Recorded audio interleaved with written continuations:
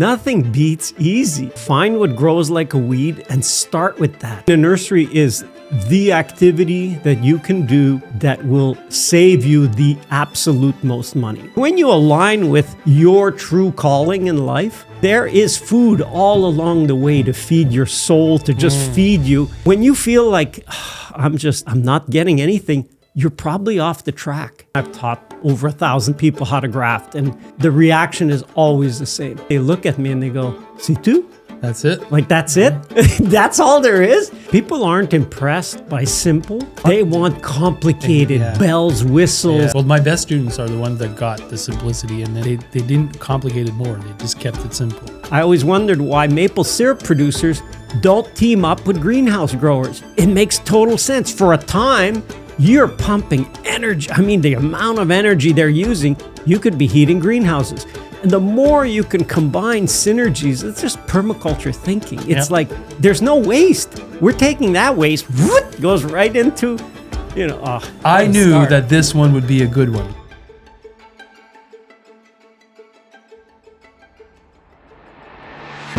Welcome to the Market Gardener Podcast, where we believe that small-scale farming is changing the world.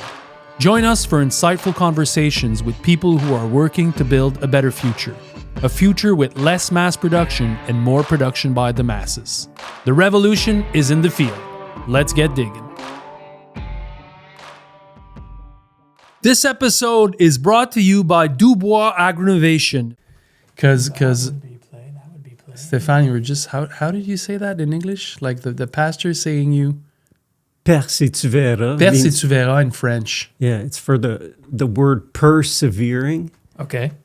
And in French, it's because French is from Latin origin. And anyway, so the word persevering, it's pers means push through, like pierce. Right, yeah.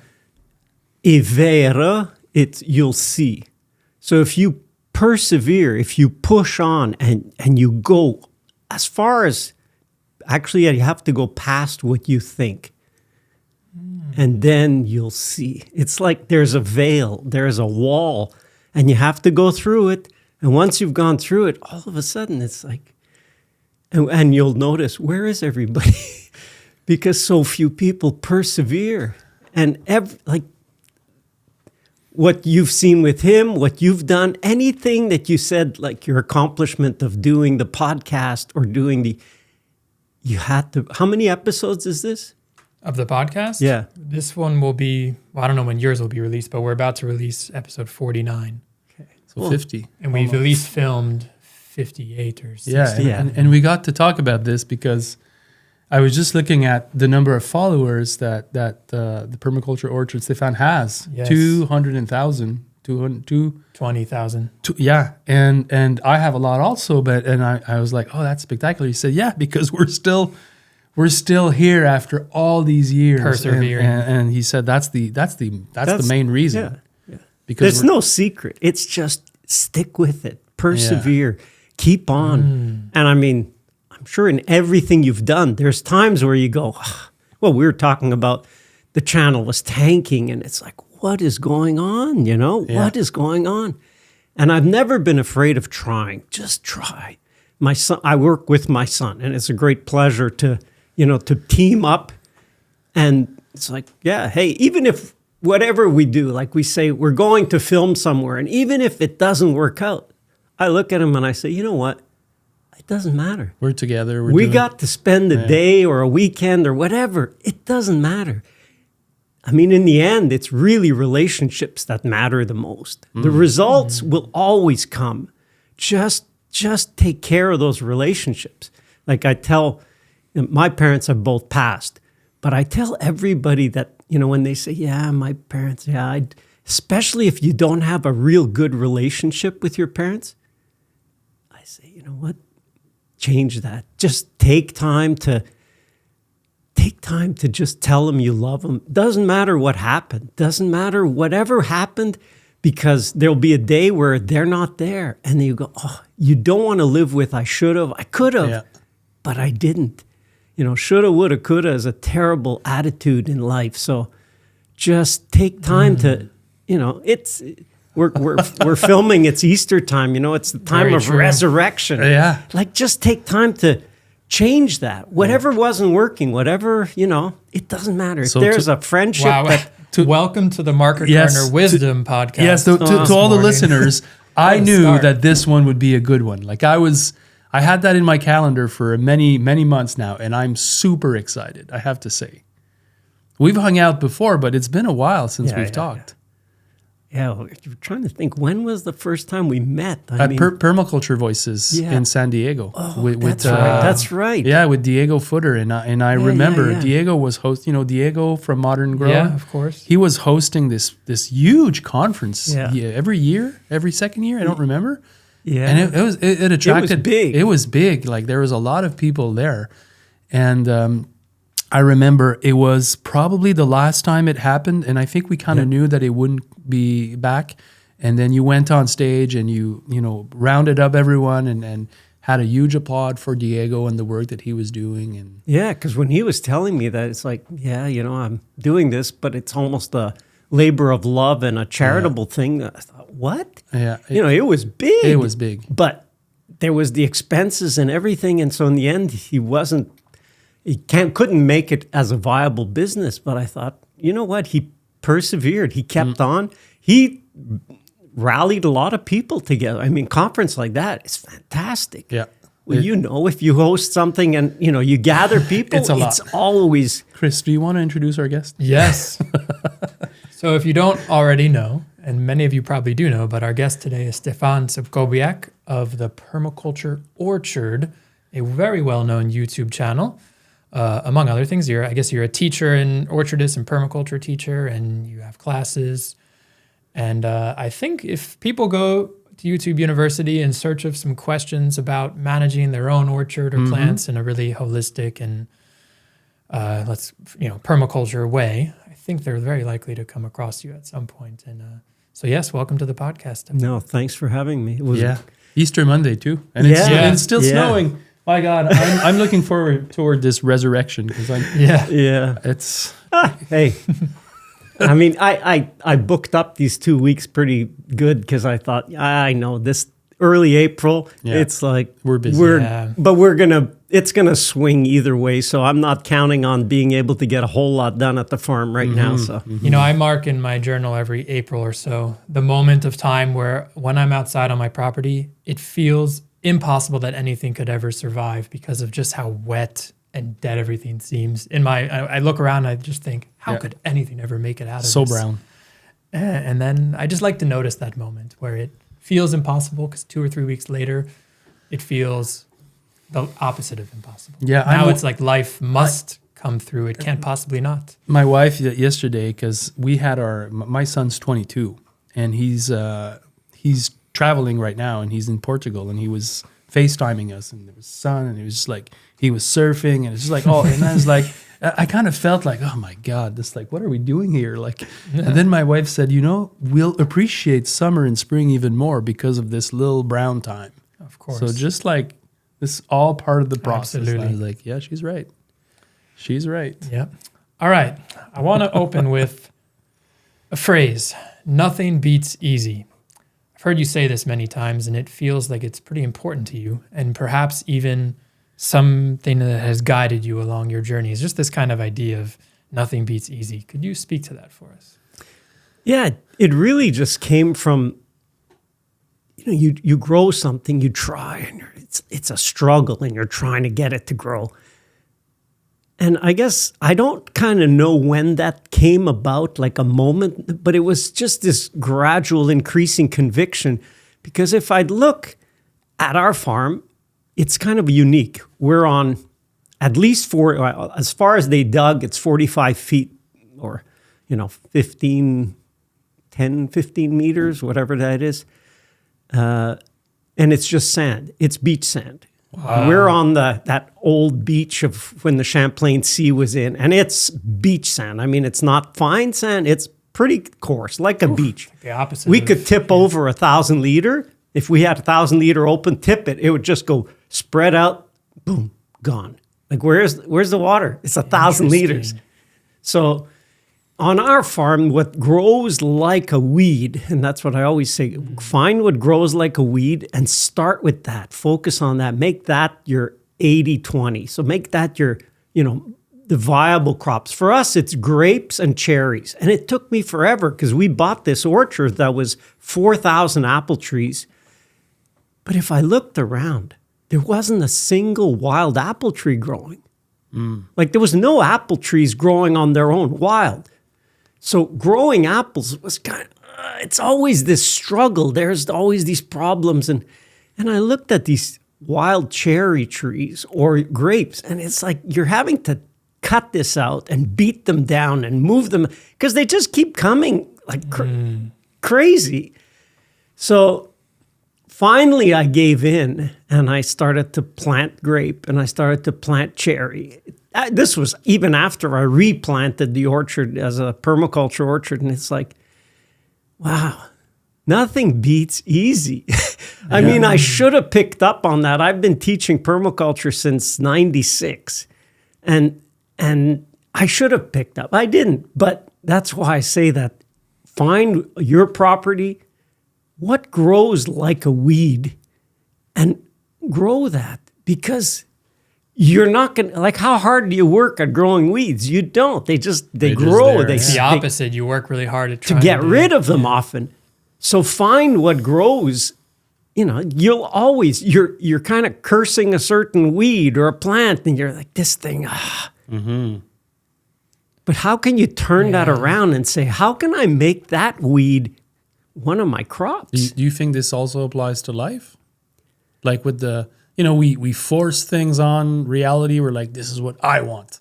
Instead of just kind of like looking what's there and going with, what's presented to us. You surf, right? Yep. You've surfed a long time. A wannabe surfer, but. Okay. Yeah. But you understand the dynamics and the power and the movement of water. I used to kayak a lot. We used to do all kinds of crazy white water. And in kayaking, you very quickly learn you can't fight.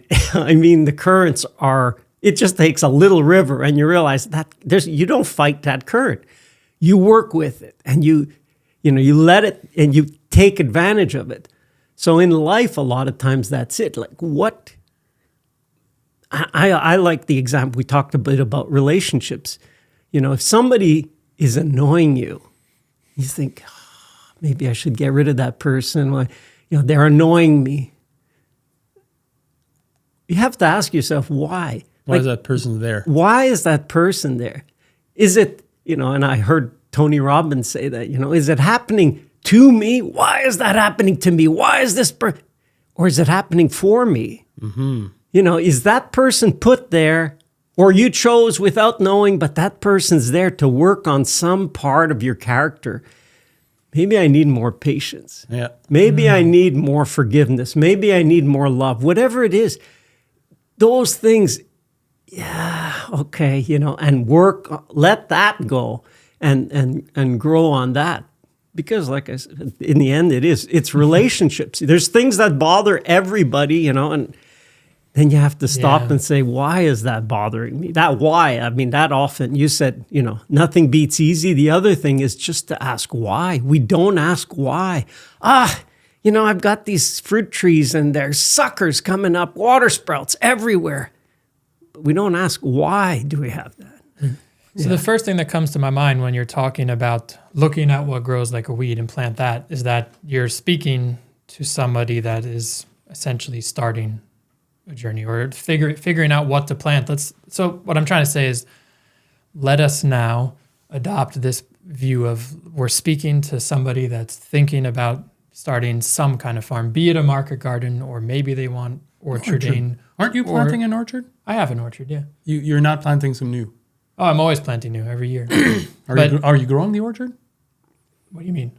Are you expanding it? Not so much in total, but more densifying. Okay.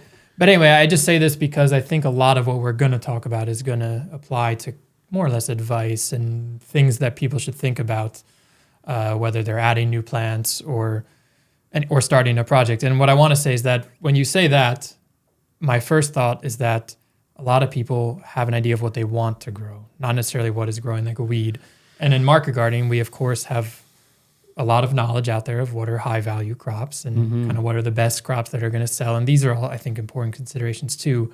How do you go about thinking about those two sides? Like, what is growing like a weed, but also what am I already attracted to growing? What have I had in my head for the last 10 years of what I want to grow? Because, I think a lot of people, even if their land doesn't quite seem suitable, they're probably going to want to try some. Yeah, they're going to force it for sure. Yeah. Which might, and a lot of people essentially have, maybe they don't fully have to if you're talking about what grows like a weed, but a lot of us are on degraded soils and we want to grow some things. So we add a lot of compost, we add a lot of cover crops, et cetera, et cetera. Can you just talk us through some of that thinking? Yeah, the farming journey, because it kind of is a journey. I first have people distinguish, are you an animal person or are you a plant person? That's the first distinction, because when you say, I want to do this, I want to do that. If you already know that for you, it's plants that attract you, okay, that's a big distinction. It doesn't mean you can't have animals if you have plants, but what's your primary focus? Because the two are really very different ways of farming. Like, I love animals, but I no longer have animals. Not because I don't love them, but because it's a different way. You can't just take distance. You can't just, I'm just going to go and I'm going to travel. And it's a little different if you have animals. Was not one of your initial interests in actually plant growing was because of your interest in wild animals and biodiversity? So is there a kind of almost a double there, where it's like you're interested in plants because of their way to build wild biodiversity? Was that how you felt, or did you not make the distinction back then? I trained as a wildlife biologist. So for me, it was the wildlife. That was the important thing. Okay. And as I went on, I realized, okay, I wanted there to be wildlife everywhere. Okay, why isn't there more? Some species are hunted. Well, okay, we manage hunting through hunting regulations. Species that aren't, why aren't there more? Nobody's hunting them. Why aren't there more? And then it was like, well, there isn't enough habitat. Okay, where isn't there enough habitat? Is it in their migration? Is it their wintering? Is it when they come here to nest? So then habitat's important. So what makes habitat? And then I got so interested, I realized, okay, if I want to make an impact on wildlife, I need to learn how to create habitat. So I actually went and did a master's in landscape architecture just because I thought these guys plan areas. They design and decide what gets put on an area. So I did that as a side quest. In the 90s, was this? Yeah, or? I spent my 20s in university. Yeah, 10 years I was in university. I did my bachelor's and 2 masters. I was in academic life for a long time too. And I understand.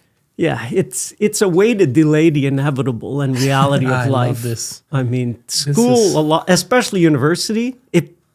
I know, I could say it honestly. It's a lot easier being in school than facing that I'm going to have to earn a living here. Yeah. I mean, school, and it's find a my lot. quest and love it and and apply knowledge versus just it's one thing to just listen and be like, okay, I got it, than to actually apply it. What a difference there is between the two. So from there, it was actually by the time I finished after 10 years, my head was filled with ideas. You're in the university, you have access to all the information. So it wasn't information on the internet, it was information in books. So I had access to all kinds of books, and I just thought, you know what, it's great, but I have to apply this stuff. I have to use it. It's not enough to know the theory or the idea. I have to do this. And so that was kind of what got me into looking for a farm. And I mean, the whole quest of finding a farm. For us, it was 2 years. You can't just, nowadays it's easy. You just do a search. You got 50 different farms and just look through and maybe visit a couple then. The price sorts out naturally many. The price, the size, the where it is. And you can do all that. I wrote a book years ago, and I put a criteria list for searching for a farm that I use. Then it's like a way to score. You have to be non-emotional. Too many people, You know, you look at a place and, I love the house. View and the view. And the view. Whatever it was. Yeah. So how do you score? If you're looking at 5 properties, which one scores higher and why?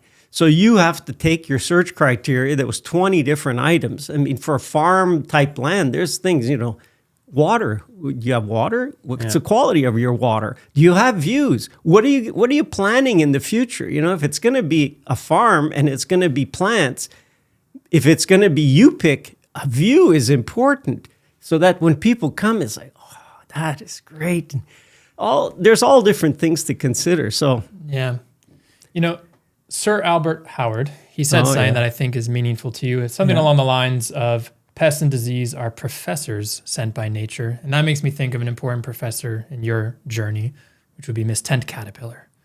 Because it seems as if the tent caterpillar was a rather pivotal, your experience with them was a pivotal moment in your life. Could you speak to that? And feel free to fill in any gaps before that as well, because you know, when you bought your land. And we bought in 93. It's been a while. And it was a conventional. It was a fully conventional sprayed 4,000 tree apple orchard that was about 13 years old. So full production. Standard trees no, at the time, dwarf. Oh, dwarf. Okay. Yeah, dwarf and So semi-dwarf. it was a modern orchard. Yeah. Okay. At that time, it was actually really modern because they even had 4-wire system so that some of the trees were actually trained to wires. Like espalier almost. Almost, exactly. So it was taking that. We just had it's like, welcome to farming. One was at that time, people were getting out of orchards. The orchards were not profitable. And I always liked the contrarian view. So it's like people are getting out. Seems like a good time. Must be a good time to be getting in. The farm we bought had a $110,000 mortgage. We got it for $42,000. Wow. So that's good at least. It's good. I mean, it was like, look, they had to get the notaries involved because I said, look, it's two properties. And I said, I don't want that side. That side has greenhouses, it was vegetable part, vegetable and greenhouses. I said, I don't want that. I just want to focus on the orchard. It had another part, which was orchard. And I said, I'm offering you this, that's it. And this is the part I want.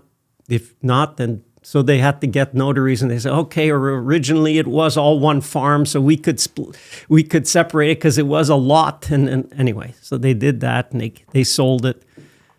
But people were getting out. It was not a good time to be in apple growing anyway. So that was the start. And right away, so we bought in December, and that winter was the coldest winter we've had in 75 years now. It hit minus 38. So for people who are in Fahrenheit, minus 40 is minus 40. Yeah, exactly. So we're right about there. It was cold, and it was so cold, and this was a modern orchard replanted with kind of some of the newest cultivars.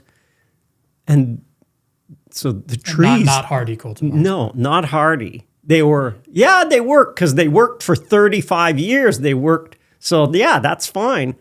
But our welcome was within 2 years, because some of the trees were killed outright and some were severely weakened, so that I've seen it happen 2-3 times now, that when you get a cold winter, you get them in pairs. It's like that El Nino swing, but it doesn't happen and change overnight.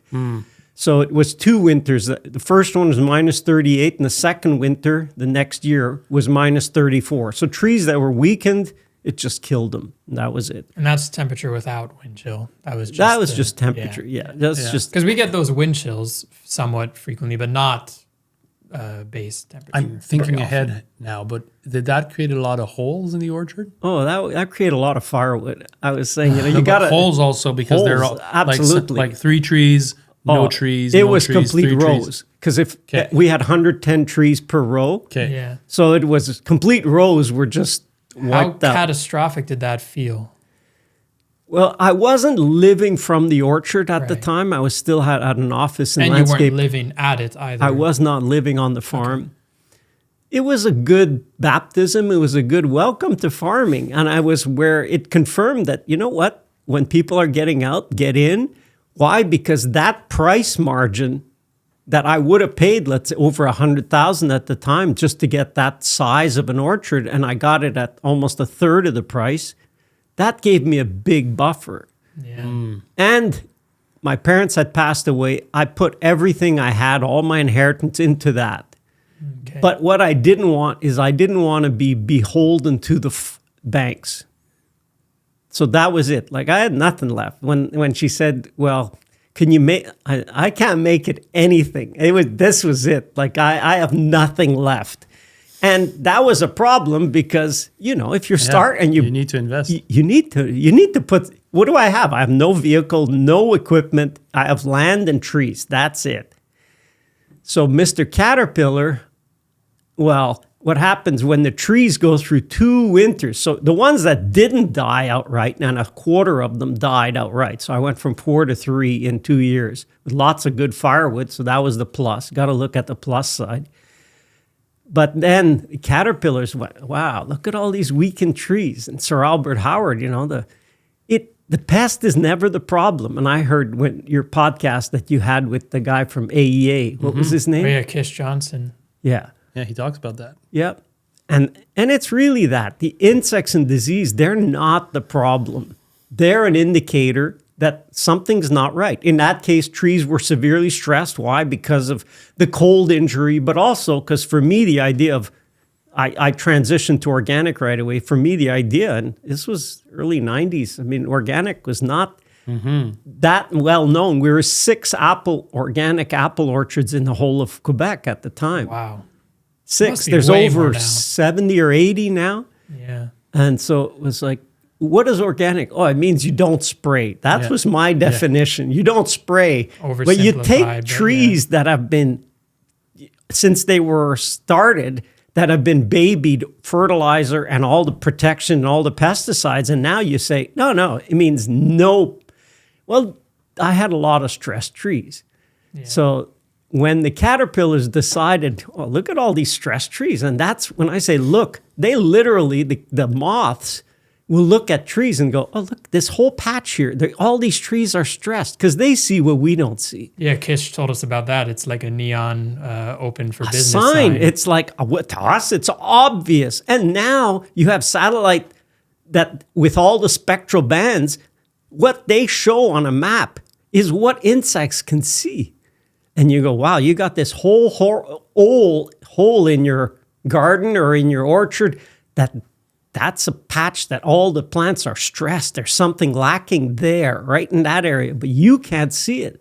So the insects, if anything, they should help map problems, not, no, where are they? First of all, they're not on all the plants necessarily, and if they are, then all the plants in that row, they're lacking something. And the lack, and that's the crazy part is, we teach about soils, but the majority of what you teach is the macro, is the main plant elements, but we don't deal with the micro. And if you are lacking iron, you start to feel it. Some people might even be able, like people in the medical field might be able to say, I think you're low on iron. Iron is a major. But then you get into molybdenum, boron, manganese, cobalt. Cobalt is the typical indicator. If you're lacking cobalt, that's why you have apple scab. It's like, what? Yeah, apple scab is the limiting factor. The first point of the whole thing is the plant doesn't get enough cobalt. Heirloom varieties and disease resistant are very good at accumulating cobalt. So that's why they're resistant. Is because they're hoarders or hogs and able to accumulate enough cobalt. And the quantity might be 4 parts per million. Maybe your soil should be at 8 parts per million, but is only at 4 parts per million cobalt. That's enough to bring on scab. Like how much is 4 parts per million? It's a half an ounce on an acre or on a hectare. Yeah, it's nothing. It's like when you do boron, it's a teaspoon of borax into a pretty large. But that's what it is. And then you start tweaking. Well, which one? Well, now... AEA, they came out with their crop tick. Yeah. So you can measure right in the field. This is what's lacking and give it. And I say that's good. I mean, it's actually great if you knew exactly which one is it that's lacking and then give that to the plant. I like to use rock dust. Elliot Coleman is the one who made me aware of that. And it was like, he talked about using green sand and this. And I looked around here, what do we have? And I read a book years ago that's called The Survival of Civilization. And it's about the demineralization of our soils. And it was like, that one hit me so hard. And that was right about the time we were buying the farm. And he was talking about the richest soils in the world. Where would you say the richest ones are? No, it's not the rainforest. I know that. By riverbeds? No. Okay, interesting. I don't want to get it totally wrong. Where? Come on, nobody's listening. In the lowland? I mean, in lower lands because minerals are deposited. Could be lower, but it's more specific to a geographical center of something. So the richest lands in the world are on the cones or on the flanks of volcanoes. Volcanoes, yeah. Okay. So you get areas around the world, active volcano, and the volcano spews some dust every so many years, maybe 50 years, but that's enough. Because I remember starting this journey and thinking, why in the world would people live on and farm? And farm. I mean, they're living and farming on a cone of a volcano. I thought, they're nuts. They're crazy. Why would you, like that, why wouldn't leave me? Why would you do that? And when I read that book, it was like, oh, that's why. Because they can farm an area the size of, not even your property here, like not even your market garden, but just a tiny area.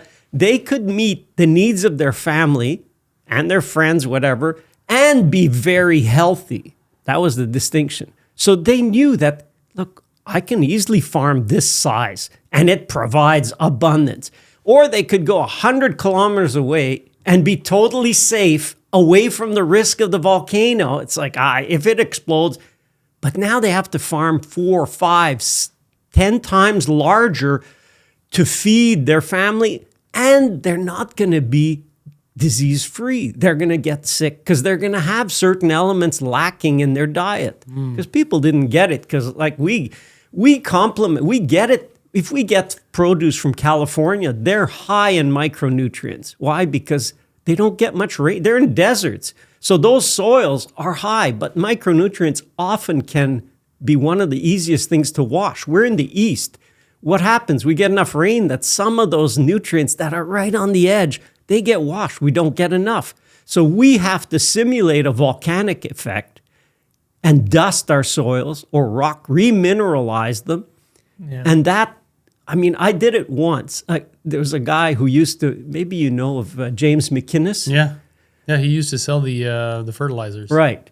So we did a fair one time, and he had a booth, and I said, James, it's like, I knew about basalt rock dust. And he said, oh yeah, he said, I came up with a new one. He mixed basalt rock dust and compost. And he says, I just tried this, and when it finished, he says, I don't want to bring this back. Try this, take it and try it. You're aware of rock dust. Try it. And so I thought, okay, 1 bag, 50 pounds. Where would I use this? And I looked around in my yard in the city and I said, what plant here is obviously lacking something? Like the insects are telling me, oh yeah, we have a rose bush that is devoured. Like it has a hard time. It never has a leaf that's not eaten, but it has a hard time. It hasn't flowered in years that we've had it. And it's this old rose bush. I thought, yeah, that rose bush, it would be interesting. So I put a ring around this rose bush about 2 feet across and maybe 2 inches deep of this mix of compost and basalt. Did it at about now. It was springtime. It was things just on top. No mixing in, nothing. Just put it on top. The rain does the mixing and the worms do the mixing because our soil was not a sprayed soil. It was earthworms. Put that on and just about forgot about it until in whatever it is, June or July when the roses start to bloom. And my wife is saying, did you see the rose bush? Wow. And I went out there and I look. And that year we went from like, we hadn't had roses on there of like, if they did try and flower the roses half eaten, it never was anything. And all of a sudden that year we got 36 beautiful roses. It was like, wait a minute. The only difference was that one addition. The next year we got 24. The third year we got about 20 roses. And then the fourth year it started to have insect damage again. And I thought, wow, one-time application. 3 years. 3 years effect. Not that much. No, I mean, a mulching, basically. Yeah. It was a mulching. But that was the key. To me, that really unlocked so many things. One, basalt on its own, I've talked about this for different things, and people say, I put basalt, but it didn't work. Well, where are you? And I remember one lady says, yeah, I'm in Colorado in the high desert. I said, yeah, you have lots of minerals. What you don't have is the organic matter. Because she says, yeah, I used to grow in Vermont, and I did it, and it worked fantastic. So I thought, basalt works really great. Everything is context, and it depends. For me, the soil triangle is organic matter, which is the fuel. To me, that's the carbon of the soil. That's what runs everything.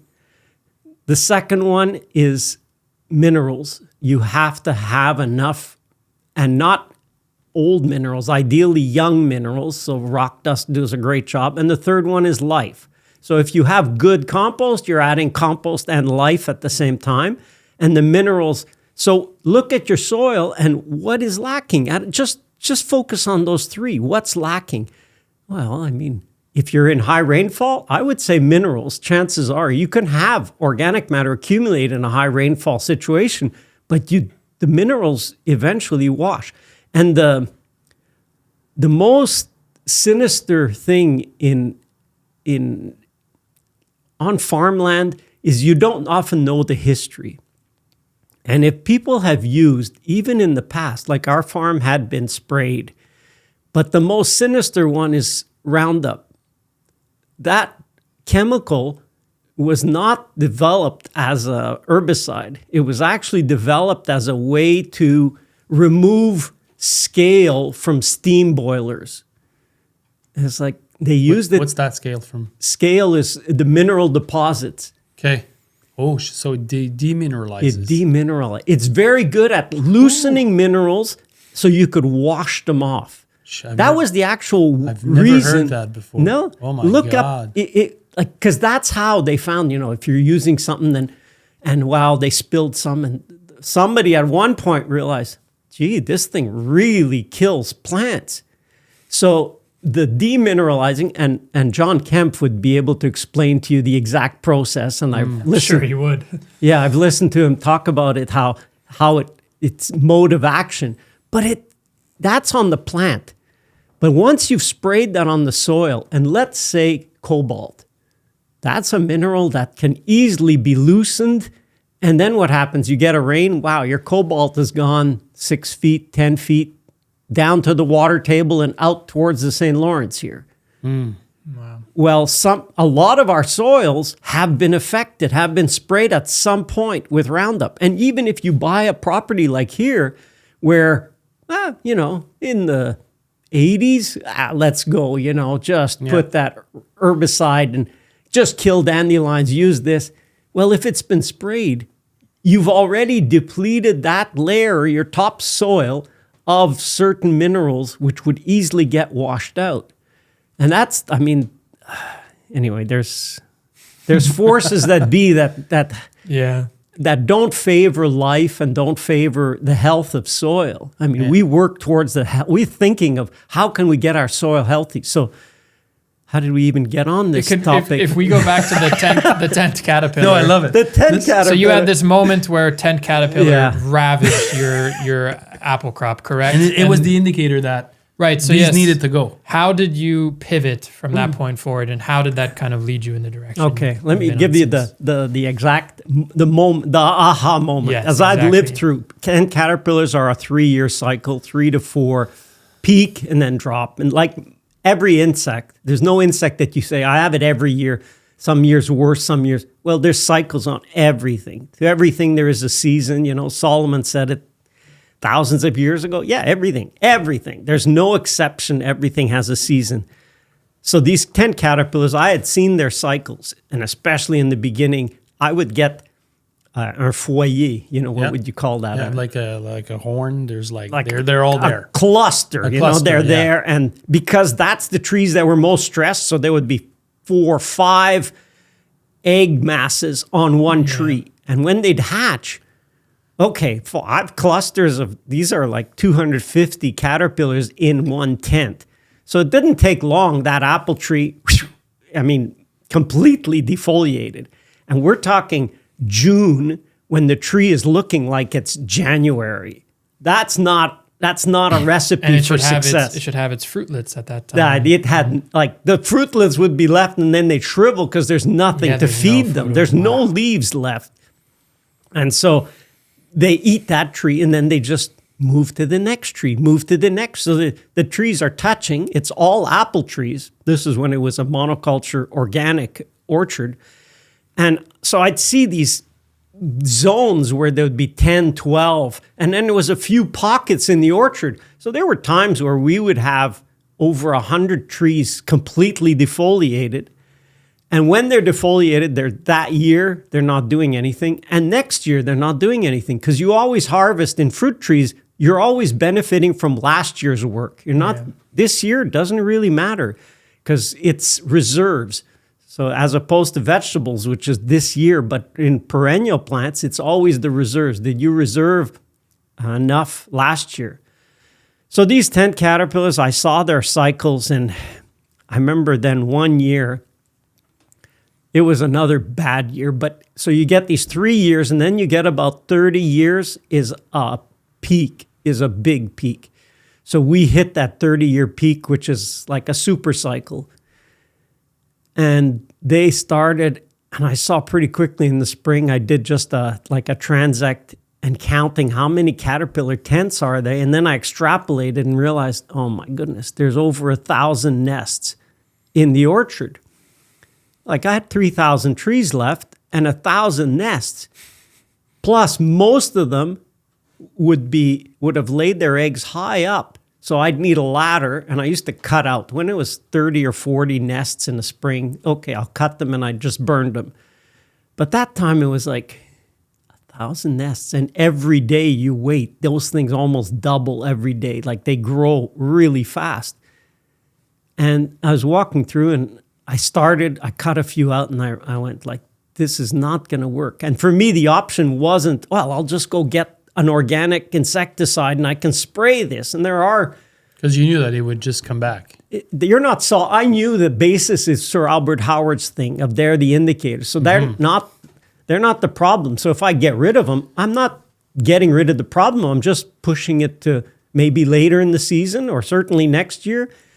And so I actually walked around, and I love walking in the orchard, just me and the situation. And I was walking around, I was totally humbled when you're beat. I mean, I knew I was beat on this, and I knew the results would be terrible. So I stopped at a nest and I said, okay, you're my professor. You're supposed to, and I was talking to the caterpillar in the nest. And I was like, you're supposed to be my professor, you know. I get it. I lost. I'm defeated. What are you trying to teach me? That was like, okay, you're my professor. Teach me. What didn't I get? And I mean, it was so powerful. It was, well, you've created a buffet for me. That was what, you know, it's like, is it a voice in your head? It just came so strong. I had to almost look around like, who's saying this? And that was just confirmation of what I suspected was the whole thing about the orchard as a monoculture, even though it was organic and like it's wonderful, but it's a monoculture. So, and we could, how much it makes a monoculture, but 3,000 trees on let's say at that point, there was about 9 acres of the orchard was still in trees. That's a monoculture. So I realized, okay, I'm going to have this as an indicator, as a problem for years to come. And I didn't learn about John Kemp's things about maybe it was certainly some element lacking, but the trees itself in that format in the monoculture wouldn't work. So that was the start of tearing out the old orchard and replanting in a diverse planting and as a permaculture did you orchard. keep some of the old trees? I kept some. I Some, kept but not about a lot. 100. No, I kept where they were the thinnest. Okay. It was like, yeah, there's just a scattering of trees here. I'll just keep this because it'll take a while to replant up to there. So it was like at the back of the farm. I won't get there for a while. I've got a lot to replant. Yeah. And the name of the farm is Miracle Farm. Yeah. So if we go to Miracle Farm, we see strange patterns. Oh, it's not usual. Strange patterns of different trees in guilds. Yeah. How did that came to be? How did that idea? The idea came, Bill Mollison, who's the founder or co-founder of permaculture. In his book, there's a big book, a Permaculture Designer's Handbook. It's the best book, eh? It's a fantastic it's a great book. And it's got one chapter for us, temperate climate. And in that chapter, there's one section on orchards. And he had a diagram in there of how an idealized orchard would be. And he put a nitrogen-fixing species, which is tree or shrub, and a fruit tree or a nut tree. And then he had another nitrogen fixer and a fruit tree, another nitrogen. So he would put them in spaced out because he was saying that, you've got that way you're not having to fertilize. First of all, those trees will feed your fruit tree and the diversity will help overall. So I was like, yeah, that's that. But you've got to realize I didn't have, like for you, people listening, they could go see how many examples of a market garden. Yeah, but you didn't have that example. I didn't have example. I know. I mean, I had it in a book. I know the an feeling. Idealized schema of here's what you should do. Yeah. But at that point, I thought this was, that was a while And after. that was pre-YouTube because what This you're saying was- is like sometimes now you could go see. You could but see. But you didn't. No. You had to kind of imagine it. Yeah. And I just thought, you know what, maybe in Australia, but we're in the south of Quebec. It's the most expensive farmland. And I thought to take, I knew that there's a reason why they plant orchards full and so on.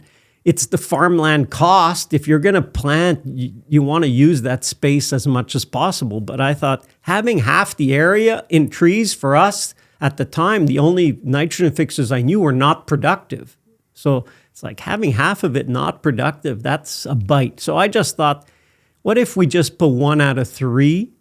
That would at least allow that every fruit tree has a nitrogen fixer on one side. So at least the half of it, has access to that tree. The next one is another fruit tree, but at least half. And in fact, what I did was I staggered the rows. So I don't have nitrogens all in a row starting. I have them in a diagonal row so that fruit tree actually gets it next to it here, but also gets it from the other row. Because after a couple of years, those roots are all intermingled. So I thought that would be enough. And is there it might be a dumb question, but any reason why just more like plants, nitrogen fixing plants versus, larger shrubs and trees were not, it's just because they fix way more and they're longer lasting? Like obviously a lot of people have clover as maybe part of their grass mix or whatever. Well, I had seen clover. I had seen the evolution of clover. So we'd have a lot of clover. And I saw clover as a pulse plant. If you're not fertilizing, you're not spraying, it pulses. Naturally, there's years you have a lot. They build up the nitrogen level. And then the grass moves in because they're not going to leave all that free nitrogen go. So then the clover goes down. And then the grass starts to thin out and the clover builds up again. So clover is something that should pulse, should increase and decrease. To have it and have it there constantly doesn't make sense. It won't. It'll pulse out. It'll just fade out. So I just thought, you know what? It's also, I realized what a lot of market gardeners realize is as you're getting older, I don't want to be replanting. Like And reworking vegetables of soil is brutal. I mean, you know what farming is on the body, and it's tough. And if you're doing vegetables, I learned that when I was teaching in France, and I looked at this class that I had of people, and I thought, man, you're all about 35 they're to all young. 45. No, you're not all young. You're youngish, but and I asked, why are you guys wanting to learn about growing fruit trees? They said, well, we've worked 20 years bent over and doing vegetables. We would just like to work where we could be standing up. Yeah. And I thought, They just didn't have the good tools yet. That ain't advice. well, but even so, No, there's I know, a lot of, It's still manual. even if you're harvesting, and there's still a lot of manual bend over or kneeling. And so I thought, that putting plants that you can work with them standing. So these patterns. Yeah. So Bill Mollison, short chapter, not even a chapter. No. So that was the original, because that was the original thought for my market garden design also. That same little piece of advice in that big book was how to create zones and how to organize and structure places. And that's how market gardening came to be, like in my world. But from there, patterns, and then you're thinking, because you have all that history of landscape design and connecting things, and then you try it. Is that how it went? Yeah. And Was the design already good from the get-go? the design was based on the nursery because I didn't have money. I mean, I had no money to put into the farm. For years, we considered it a black hole. It was like what money is made is going back into the farm, black and money hole. that I make from, landscape design and so on, that any extra goes into the farm, but nothing comes out. It's a black hole. Like money goes in. And it wasn't it should be important to say it wasn't your main focus in your It wasn't life. my, I mean, we things would going make on. money, but okay, now I want to replant. Now I want to, so it takes money. So that money was always recycled back in the farm. And so, I didn't have the option of buying all the trees I needed. So I said, okay. And actually I was teaching at McGill at the time. And one of my students, Jean-François, he really wanted to work with me. And I said, look, I have no money to pay you. Simple.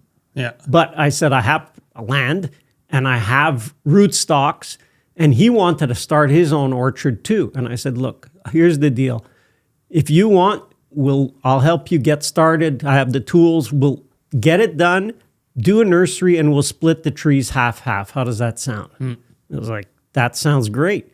So we did, and we started a nursery. So based on what we had in the nursery to replant.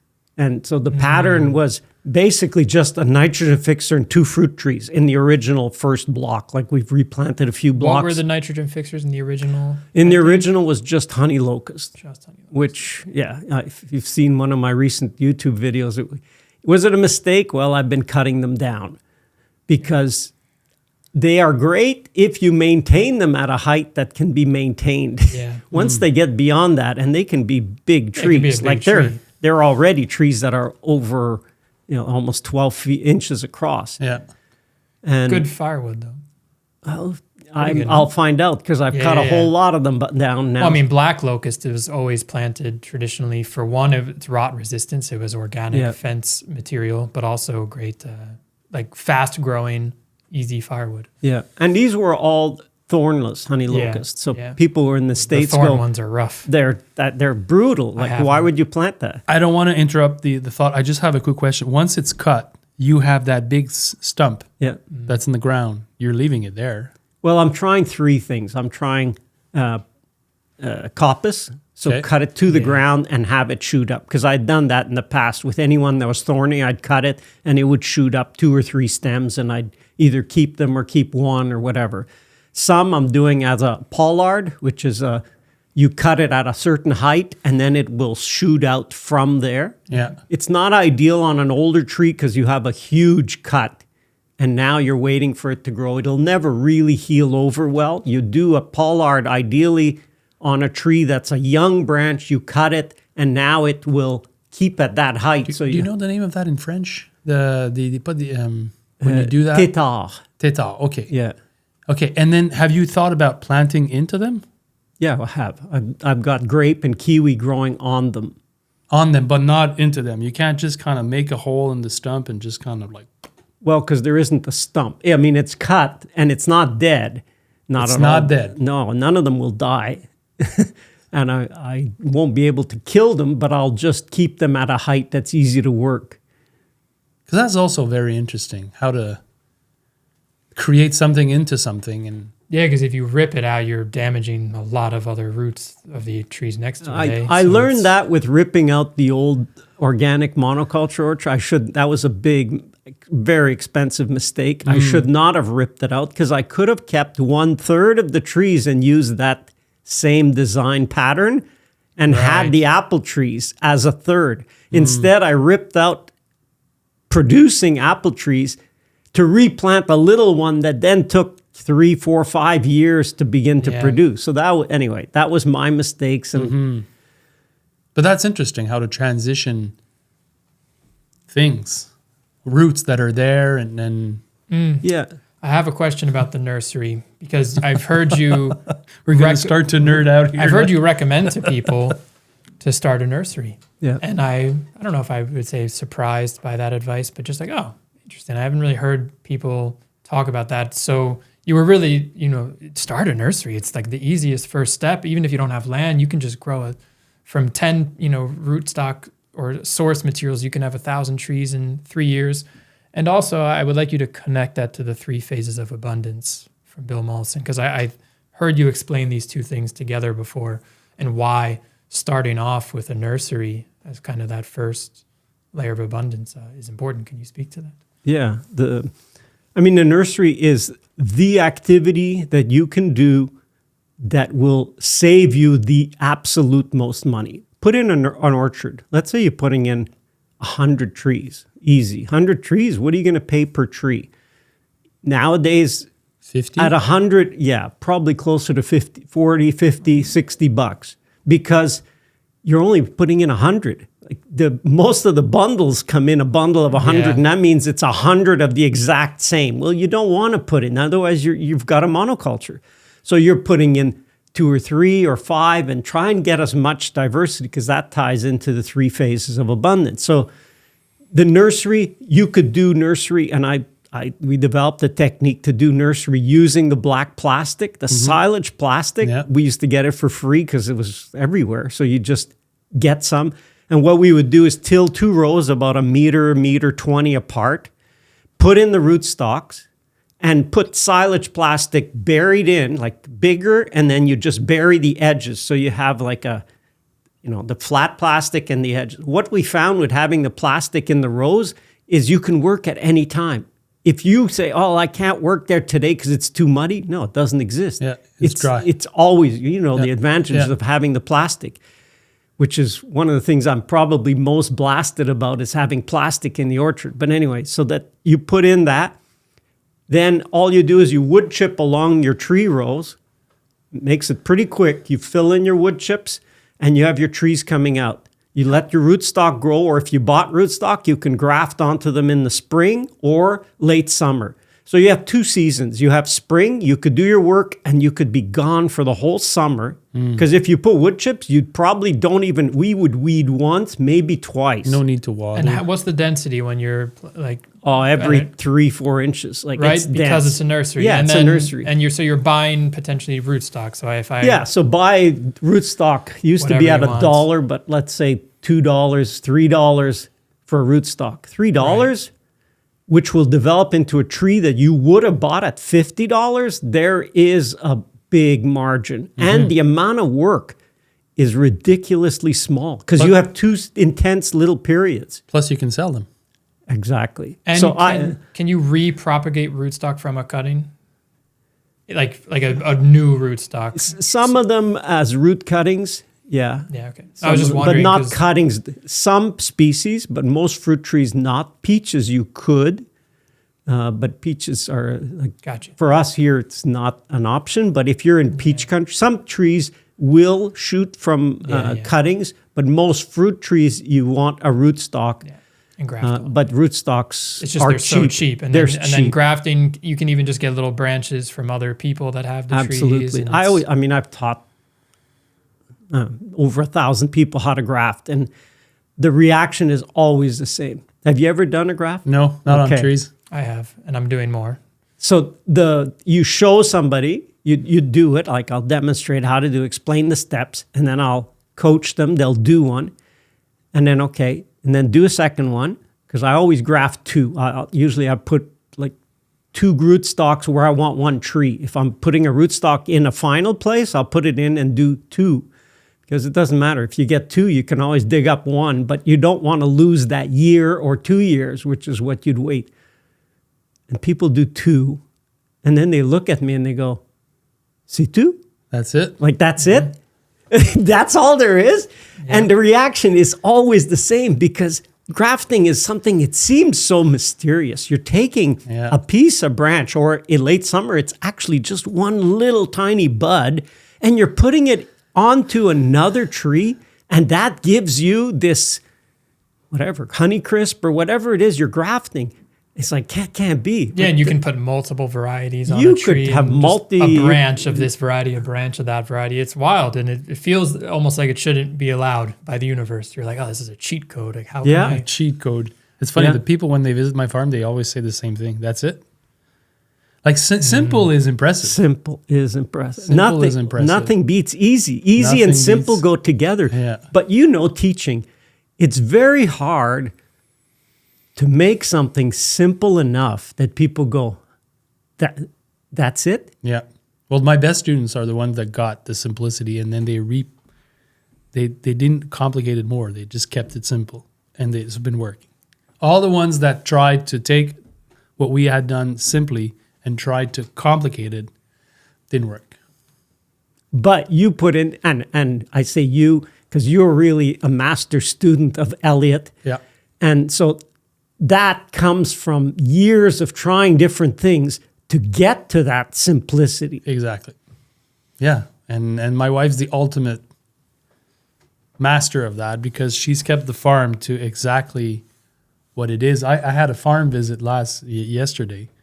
Some French students, they were in their early 20s, and they visited the farm, and I don't think they were really impressed, because they didn't really know about the farm, and all the systems are worn down and old and everything. Well, the time of year is also not the nicest. Yeah, exactly. Moment it's like, to if you want to look at dog shit, that's a great time. But anyway, but I was showing the farm, and I was like, oh my God, this is so simple. It's kind of like ridiculous in a way. But in the end, we came home, and I was laughing with my wife and said, yeah, but it's been working, What more do you want?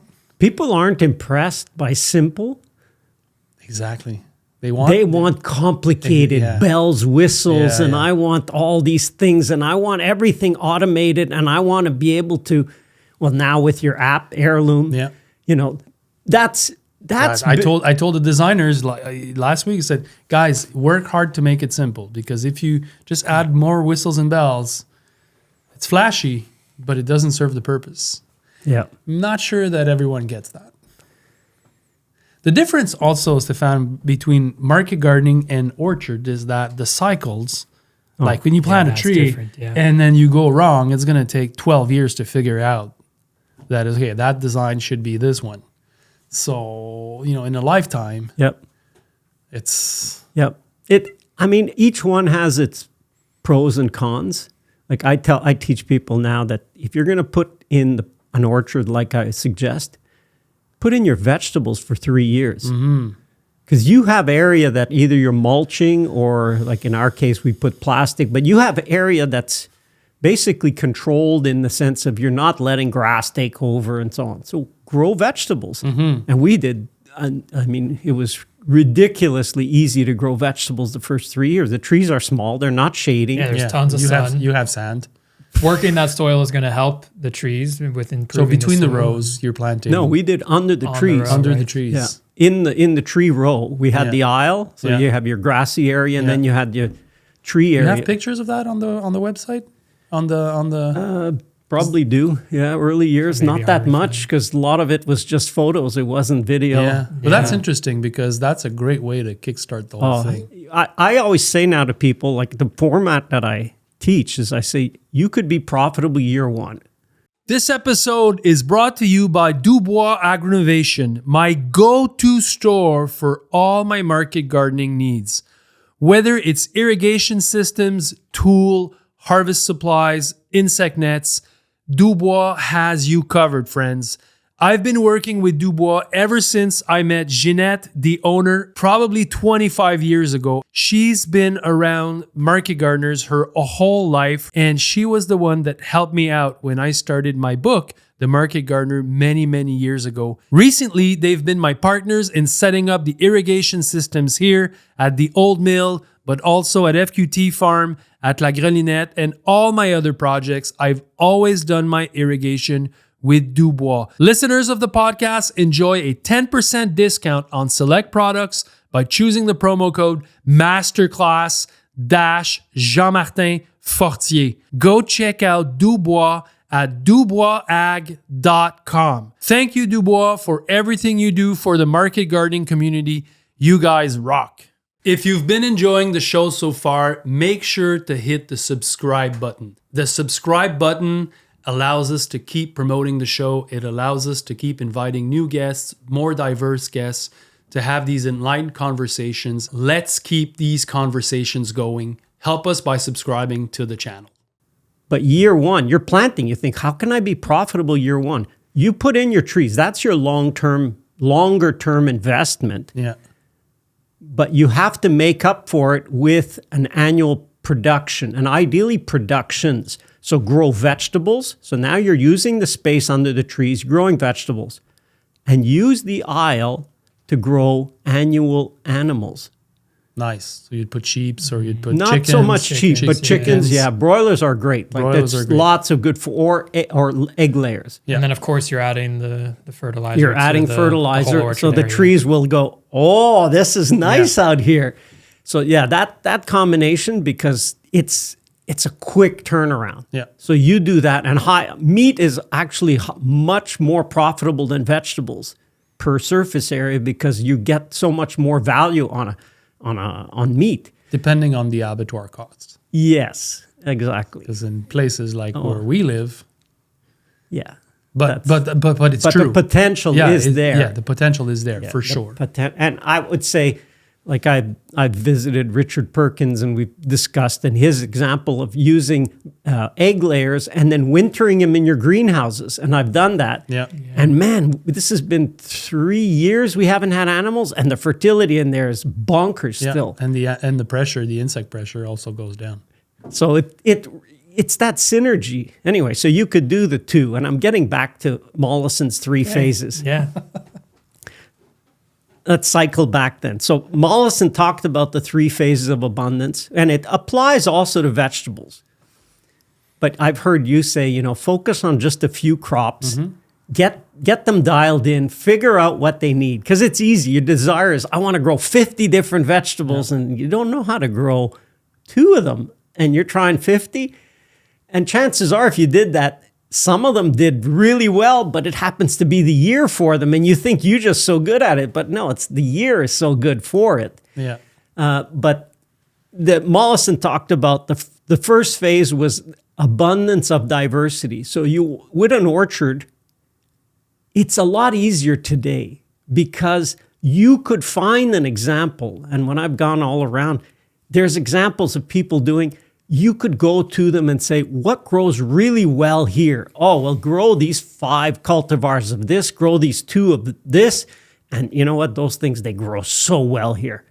So focus that. You have that level of information. But Mollison was explaining for someone who comes into like me, in an area where you have no basis. There's no baseline of what grows really well here. I mean, we had examples of monoculture orchards and what they were growing. But when they're sprayed, that's not a good indicator of what grows easy because you're protecting them anyway. So you don't really know how easy it is. So the first one is have as much diversity of species and cultivars. So you say, I'm trying these 10 different fruit trees and trying 3 cultivars of each. So that's the first phase. Then you see a couple years, you already see what grows easy. And that could be in the nursery setting at that point. It doesn't have to be your planting out per se. It could be your testing varieties in your nursery setting. Nursery will be one, but it's such a different environment because you're really crowding. You're growing them like vegetables in a nursery. So, and they just don't have the space to start to show their and you're potential. not giving it 3 to 4 years. You're probably right. Well, you don't even need 3 to 4, but you'll start to see, especially for insect pressure, you'll start to see quickly, oof, this thing. So that's the first phase. The second phase is abundance of propagation material. And in vegetables, I would say, if somebody goes, these things or these tomatoes grow so easy, is it a hybrid? If not, save those seeds because then you actually get a regional adaptation. And listening to John, I was blown away when he said there's millions of microorganisms in a seed. I thought, what? That's incredible. So you get a regional adaptation that those bugs and microorganisms needed already in the seed. So you get that. That's why people have always kept seed because they're adapted to their valley or their aspect on the slope. And so you do that, you get to a point where, man, I cut stuff and shred it that I could sell because it's branches, it's scions, it's cuttings. I got so much of it, I don't need it. And then the third phase only is abundance of production. So if you follow that, you'll go through those. You need to go through a period where you're trying things. Ideally, if you have somebody who can guide you that, okay, you know what? They told me these 7 different things are really easy here in our type of soil, in our climate. That saves you years. So when I'm doing a course, I always ask who around here, and there's always somebody, this person's a collector. Sometimes they're in the audience, and I say, okay, you give everybody right away because they're in your area. The secrets. And they know. They always know, you grow this and this, like those things. You don't have to do anything, and they produce I say to everybody, look, make those 50 to 80% of your production because you already have validation. Somebody has spent 10, 20, 40 years figuring out what it is in this area for some reason, this cultivar, man, this thing grows. You don't have to do anything. Nothing beats easy. I mean, when you're growing that and you go, man, there you go. The lesson kicks in. And what grows like a weed? That's what you want to get to. When you get to, if you're growing vegetables, you will find for your soil, I mean, you're amending so much. So you think how much of it is actually, but there is an element. It could be your compost supplier provides a compost that this lettuce type really loves this. And it grows so well. And you don't have insect. You don't get whatever it is. You don't get them because they click and this is adapted. This does really well. And if people can get that to focus 50 to 80% on those things that, like think of when you're growing. I mean, you've seen so many. Give me an example of something you think back 20 years. Man, when I grew that was like, it was a weed. A weed, I wouldn't know, but like for us, salad mix has always been like, salad mix. It just wants to be. And that was for us a given. Crops like melons, harder. More difficult. Our soil's not particularly good for it. Tried different versions, different variations. Melons didn't ripe properly. Spacing wasn't optimal. Customers, that's another variable. Like you have nature operating, but you also have what people want. Mm-hmm. What sells like not a weed, but you get the idea. Yeah, exactly. What sells like hotcakes. Yeah. Like we've seen a lot of, that's also been like a key indicators. Like when you go to market, you're seeing what people are at what time and why. I don't know, but there's times and moments where people crave for something and they're like, oh, this is there. Yeah. I want it. How about nitrogen fixing, the nitrogen fixers you prefer nowadays, especially productive ones? I particularly would love to hear a bit about Gumi. I want to just take a step back to what JM just said because that was something that is really powerful, what people crave. Mm. And that comes back to that minerals I was saying. Because our diets tend to be stripped of certain vital minerals. We don't know what they are, but our body will crave certain things. Yeah. And if you can connect a vegetable or a fruit that has that mineral in abundance, people will eat it. I mean, I've seen people they felt guilty. They went, I tasted this and I went nuts. And then they come and they say, well, I easily ate $10 worth of this and they're giving me $10. I said, keep it. You enjoyed it. If you crave something that much, you needed it. You don't know what it is, but maybe it's cobalt. Maybe that plant had a lot of molybdenum, and we don't realize because we think, no. But our sense of taste is so well adapted, but we've suppressed it so much. Yeah. We don't know why. Look at somebody who's pregnant, they'll say, oh yeah, I needed that. Well, because they have a higher level need of certain minerals. And they're repulsed by different things. Yes, because that might be an antagonist to what they really need. And so that mineral deficiency, and especially if we eat conventional foods that have been sprayed with herbicide, and certainly certain herbicides, which would really demineralize the soil, you're craving certain things. So anyway, there's a whole rabbit hole down there. I know exactly what you're talking about. And yeah, trusting in your craving as your body knows that green, you want it so bad at this moment of the year, and other moments you could care less about it. Yeah. Exactly. And I've experienced it. I did a trial to see how much, because I was thinking about the native people, and I thought, how did they didn't have 5 to 10 fruit and vegetables a day. How did they do it? Winter is long here. Mm-hmm. How did they go through? So I was curious, and I thought, how I'm going to live like they lived. So what would be examples? Well, let's say blueberries. When it was blueberry season, people would be crapping blue. Yeah. Because they were just so gorging. They were like a bear walking through a blueberry patch and gorge. Why? Because our organs are able to store up so many of these vital nutrients and vitamins. So in the season, they would gorge so that now they have such a store. They're good till spring, and they called it the spring hunger, which is like, okay, I'm kind of running low on certain things, and then they would begin to eat certain greens that would be high in that mineral. So they would not be mineral deficient. They wouldn't be nutritionally deficient. And so I thought, how can I try that? And it was plum season. And I thought, okay, I'm going to start trying plums. And for 3 weeks, I ate between 30 and 35 plums a day. Wow. I did not have problems going to the bathroom, but I had perfect, if you want to get, I would ace my deposits because perfect stools. Perfect. And I ate other things, but most of what I ate was these plums. And it was just this exercise. So I was eating and eating and eating and eating these plums, like maybe 3 times a day, just, 10 plums. It's easy, plums. You just start popping them like candies. And when they were getting that they were absolutely the perfect best, I was like, you know what? Yes, but I'm kind of done with plums. And I had reached a level, I realized I had satiated my desire, my craving for plums, but not just for plums. Plums were an indicator. I maybe ate not even 5 fruit for the rest of the winter.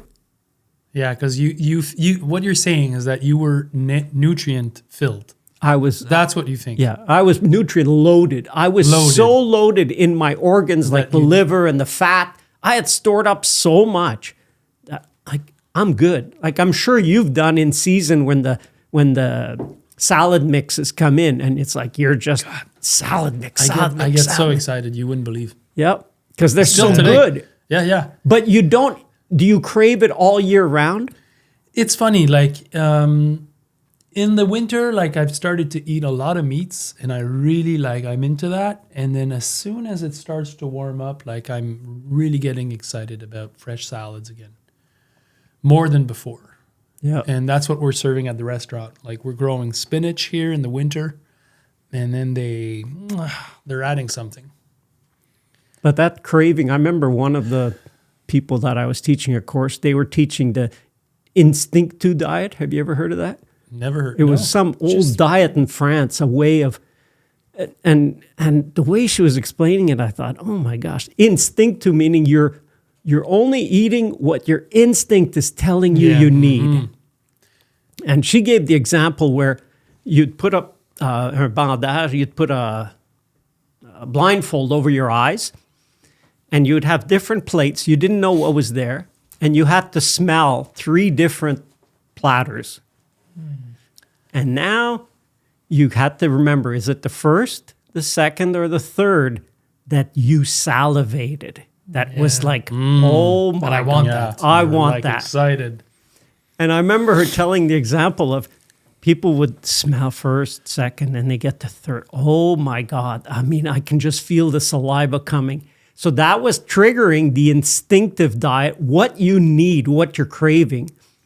And then you take your blindfold off and you go, oh my gosh, it's fish head soup. Oh my God. It's like, I would never eat this because your eyes are telling you, I wouldn't eat this. But if you get your eyes out of the picture and trust your sense of smell, which is really, like it works in tandem, but your sense of smell. So I've been doing it for years. Before I start eating, I'll just take a good smell of what it is and note how much am I salivating. And that's a good indicator of, okay, I'm going to have seconds of this because this is really, I'm really needing this right now. And just go with that. And the more you practice it, you realize it's just so easy. Like you salivate. It's easy. You're like a dog, Pavlov's dog. Chris, I just finished a book called A Year in Provence. In Provence? I don't know how to say it in English. Provence. A Year in Provence. And so it's an English guy who in the 90s, he goes and lives in Provence. Okay. And then he meets all these characters that are typical of the place, and everything revolves around food everywhere, all the time with everyone. And they all have their customs and they all have their ways. But there's an annual calendar of everything when. And I think when I read this, I'm excited because I'm like, this is what culture is. And, this is the common theme that we have on this podcast. We don't have that anymore here. Like we have supermarkets with everything filled and we're like, we don't even know what's in season. We don't celebrate seasonality so much anymore. We've been recreating it. We're recreating, but it's very important movement, because connecting to what you're saying is like, there's probably in seasonality and diets, there's also vitality and it's not just culture for the pleasure. There's more. Yep. And I think that's so fascinating. Why this food when? Like this is and then you also connect taste to nutrient. Like I've read a lot of what's the chef at Stone Barns? Dan Barber. Dan Barber. He really has a nice book on it, but like the taste is connected to the nutrient density of the food. And it comes back to that craving. Exactly. Like why is this so much good? And it usually pairs well with, like, if you try to grow your own food, and I mean actually do it, not just say like, oh yeah, I grow my own food. How many calories out of your year? Like, just 2% of them. But like really grow a lot. Of course, like berries all year is just kind of weird. Yeah. Unless you're freezing, but what you feed your chicken. There's so many at once, and you just want to just savagely throw them down the chutes like over and over again, and it feels amazing. And it's like, of course, this is what I'm supposed to do. Why else would it be like this? They're only here now, and it just feels kind of crazy when you go down that rabbit hole long enough.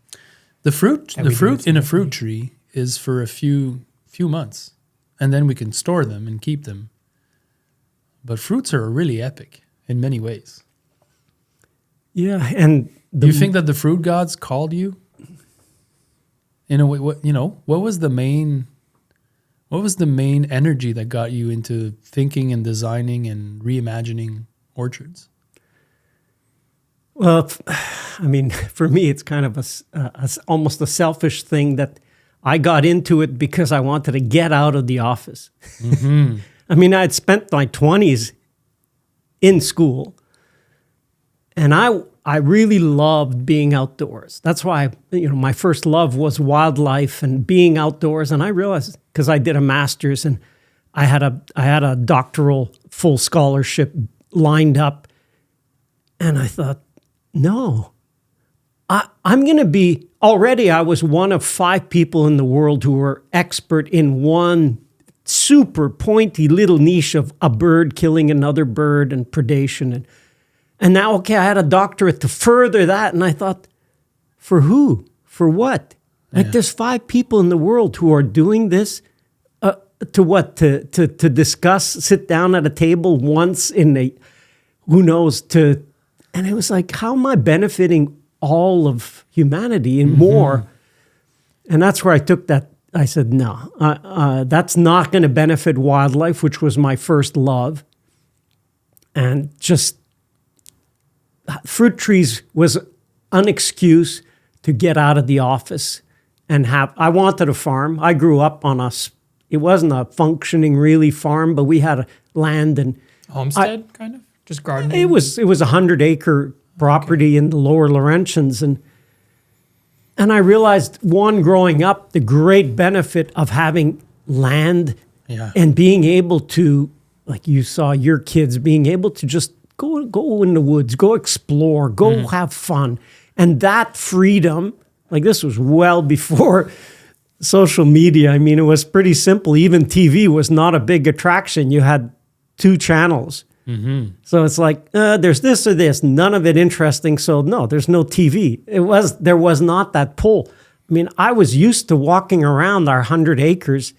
I would I would leave in the morning, come back after dark. Adventures. Just walking around. I'd go to the farthest neighbors, and then I'd never been to the back of our own farm because there was no road, there was no trail. It was just woods.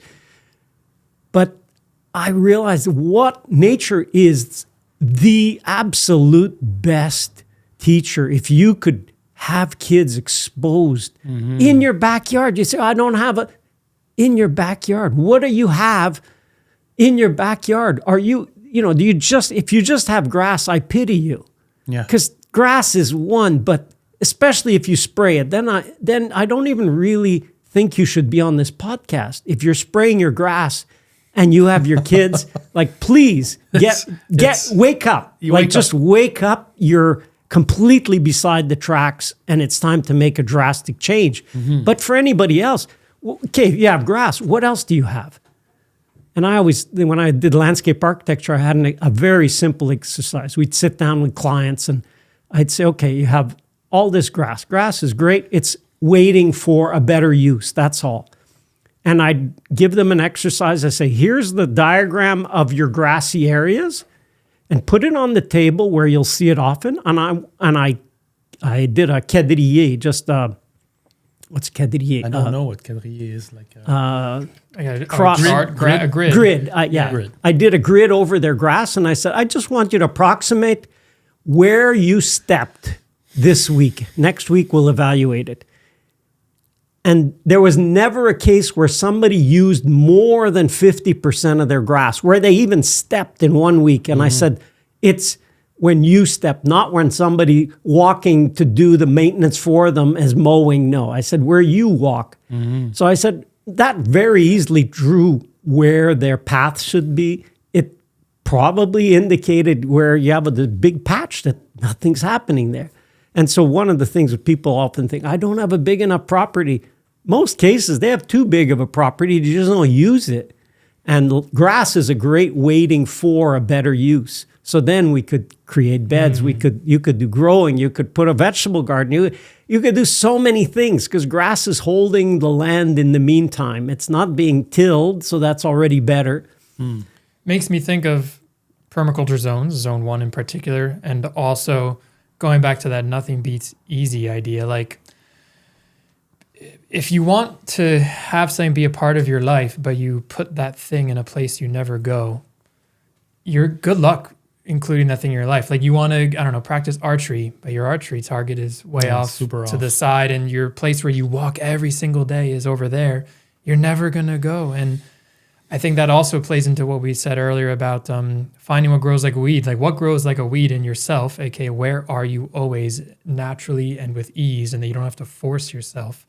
And I think I love this idea of gridding out on grass. Like where did you actually walk? Because it shows you where you are going like a weed and where you don't go. And where if you wanted to go over there, you'd probably have to force yourself maybe in a painful way. Or I don't know, very interesting. I like this exercise. Well, one of my professors used to do a lot of studies on waterfowl, and he used what was called a time activity budget. So you would, every 15 seconds, you would put a tick. What is that bird doing? And I mean, I spent 500 hours up in a tower watching birds. So I'd done a lot of that. What are they doing at every time? So you quickly see during the day. But somebody's at home and they're listening to this. You could do a time activity budget, and there's actually apps that help you. I've heard of it. I haven't done them, but what are you doing? What are you doing with your day? Because people say, I don't have time. Really? You don't have time, or you're not making use of your time? So first, the apps now, even if you have an iPhone, it'll tell you how many hours are you on your phone. Yeah. Okay, I'll say, all right, you're on your phone for 2 hours a day. What were you doing in those 2 hours? So you say, let's drill down. Because what you really love is probably being fed to you in the algorithm. It could be negative, but if you say, well, I really got an interest on, I don't know, for some reason I'm fascinated with peppers, and somebody has this channel where they're doing things with peppers, or I watch shorts on how to prune peppers, and it doesn't matter what it is.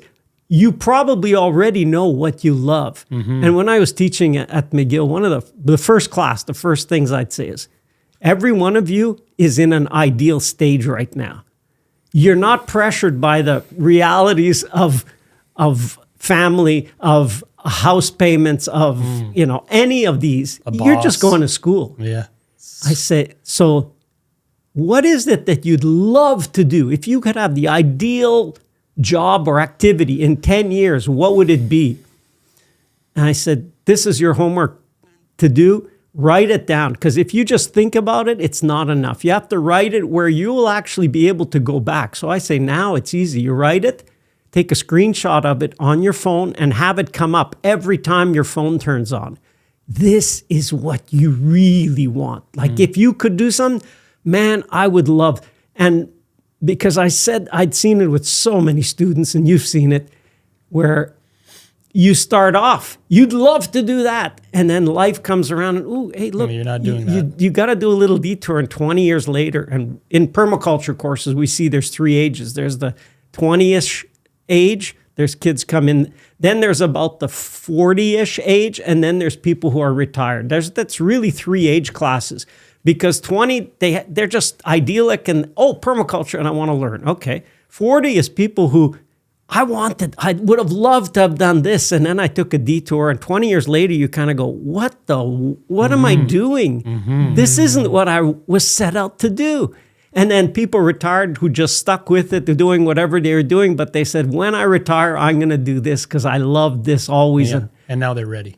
Yeah, and often they would not have as much energy to do it. We had one on the podcast last time. He started his farm in his mid-50s. An older couple in their 50s starting. And he used to be a landscape architect also. He loves farm. And he farms probably 90 hours, 100 hours a week. They're doing everything. All of everything you can say. An orchard, animals. Having issues, problems, troubles. But he's glowing. He's like, this is epic. When you're in that zone, though, there is an energy that comes from it. It comes from it. 100%.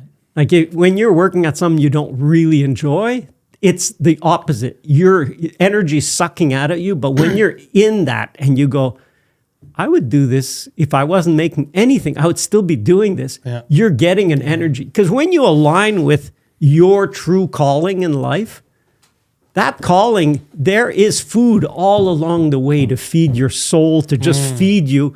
If you're in that, when you feel like, I'm not getting anything, you're probably off the track. you're not getting that energy. It's all laid out. It's like, here's your journey in life.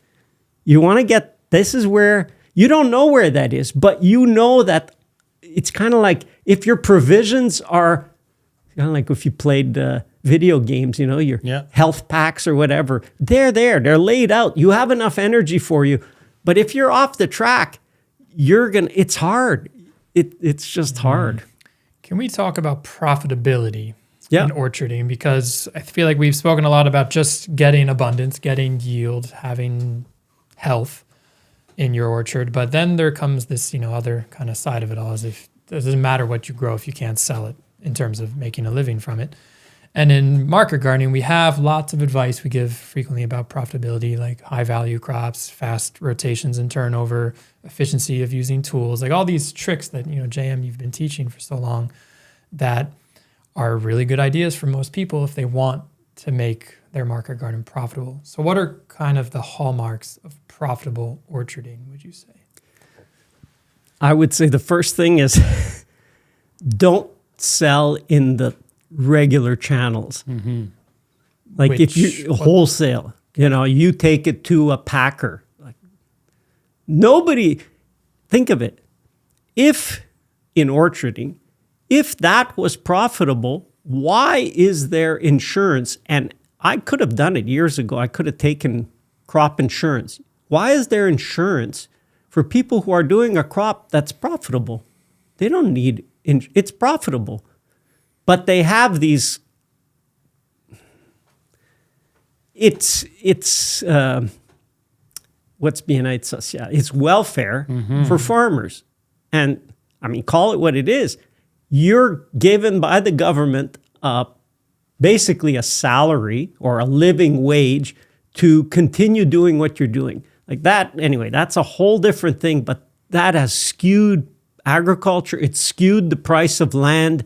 It's skewed so many things because of all these subsidies that are meant to help. I don't think they're a help. I think they lull farmers into thinking, okay, I can continue doing this and there's always some little support. What's wrong with having good years and bad years and having your support? Mm-hmm. Anyway, that's the first thing. Get away from the commodity crops. If you're a commodity, you're not distinct.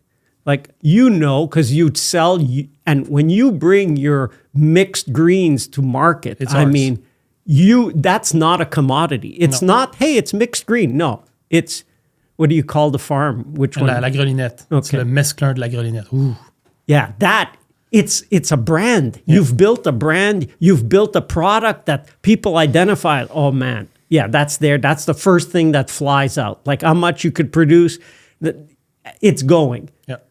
That's what you want. You want people to, I always say, I read an advertising book years ago by a guy called Reese and Trout, and it was called Positioning. And it's fascinating because advertising is all about trying to take a spot on the ladder in your brain. And they said, it's always easiest if you're going to be at the top spot because you'll always remember the top thing. Mm. So when people have eaten your mesclun mix, for them, they taste that and they go, oh my gosh, you've just dethroned anything that was associated with lettuce or salad, and you've taken that top spot. So that's what you should aim. Whatever you're growing, you may say, I'm only growing 3 crops. Okay, grow those 3 crops, but aim to dethrone whatever it is people are used to. I can remember. It's not apples. It's Miracle Farm apples. Exactly. It's this. It's wow apples. It's that Honey Crisp from Miracle Farm. Yeah.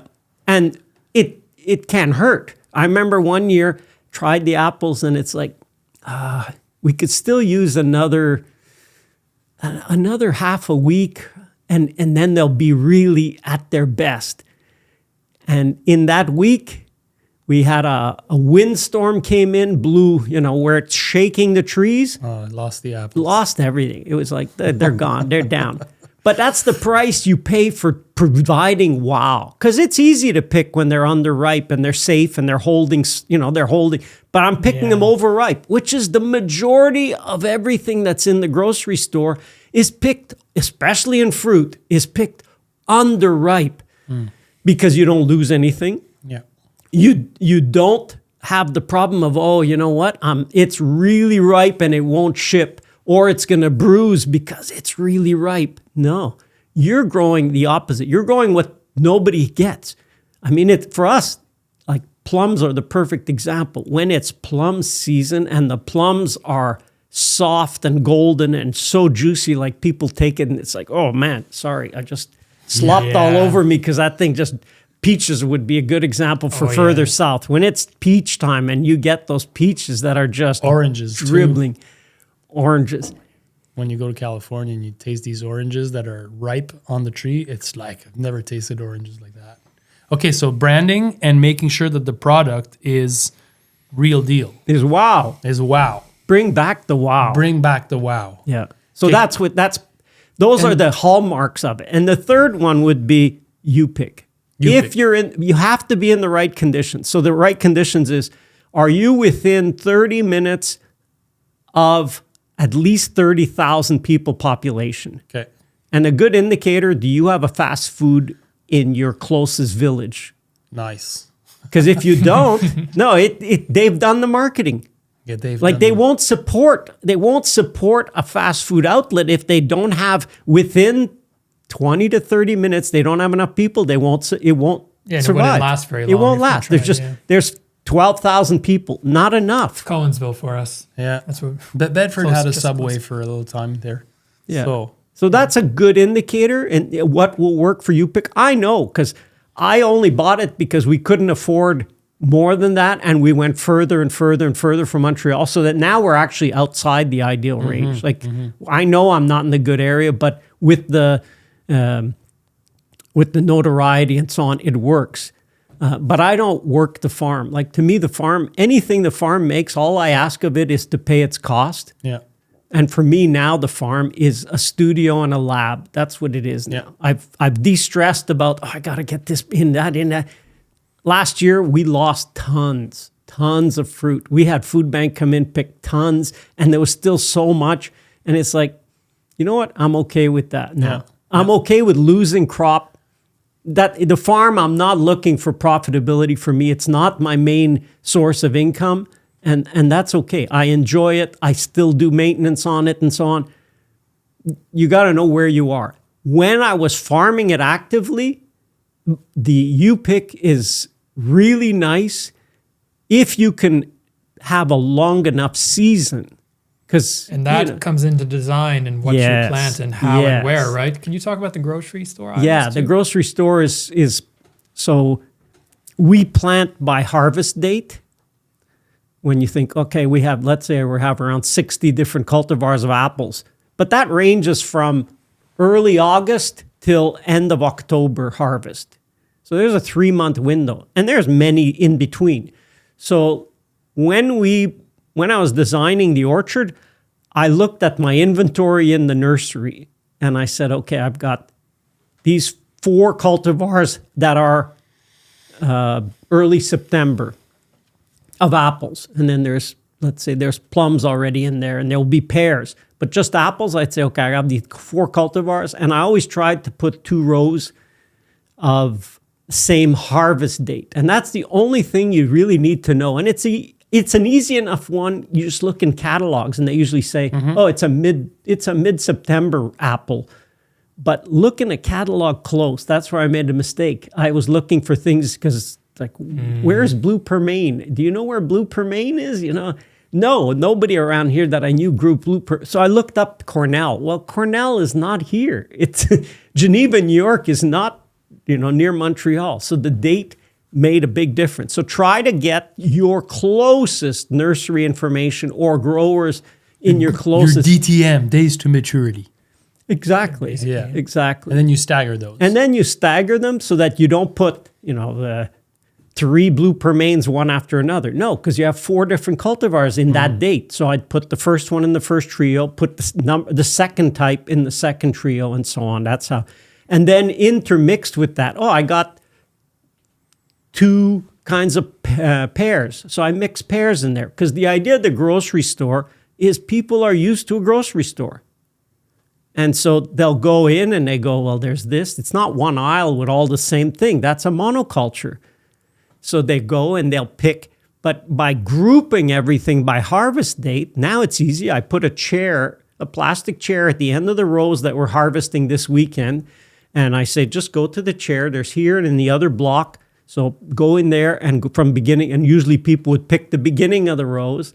And then as I saw it, if it was the end of the day, I'd say to people, just go to the end of the row. Nobody's been there. There's lots. Okay, so I understand what we're talking about. When you're talking about grocery store, that's a design feature. Oh yeah, I meant I'm not sure that people got this, and I'm just getting it now. Sorry. So you designed the orchard for you pick. Yes. And then the design is that when people come, they'll harvest everything from two rows, one aisle. One aisle. Yeah. One aisle. That's the design. And that could include other, like it could include your nitrogen fixing species that potentially. It includes everything. So, and you could even have annual vegetables mixed in there if you wanted to. Absolutely. So the design of it was, it's that aisle, but each aisle is harvested at least 3 times in the year. Okay. So springtime, like I'll have stuff already. First week of May, I could have an open day, and people could go in, pick garlic chives. Wild garlic, the ramps are out. Right. Mm-hmm. Then they could pick tulips because tulips are up. So then have cut flowers. And, those are and what people don't use enough, and you saw it at FQT, when you mix perennial with annual, I say if you're growing annuals, get perennials, because most perennials are spring plants. Mm-hmm. Your annuals are not kicking, but your perennials, they stored, they're coming up. Yeah. So you could be harvesting early May and already taking to market because this stuff is up. Like, I don't know if you use Profusion sorrel. Yeah, we have some here.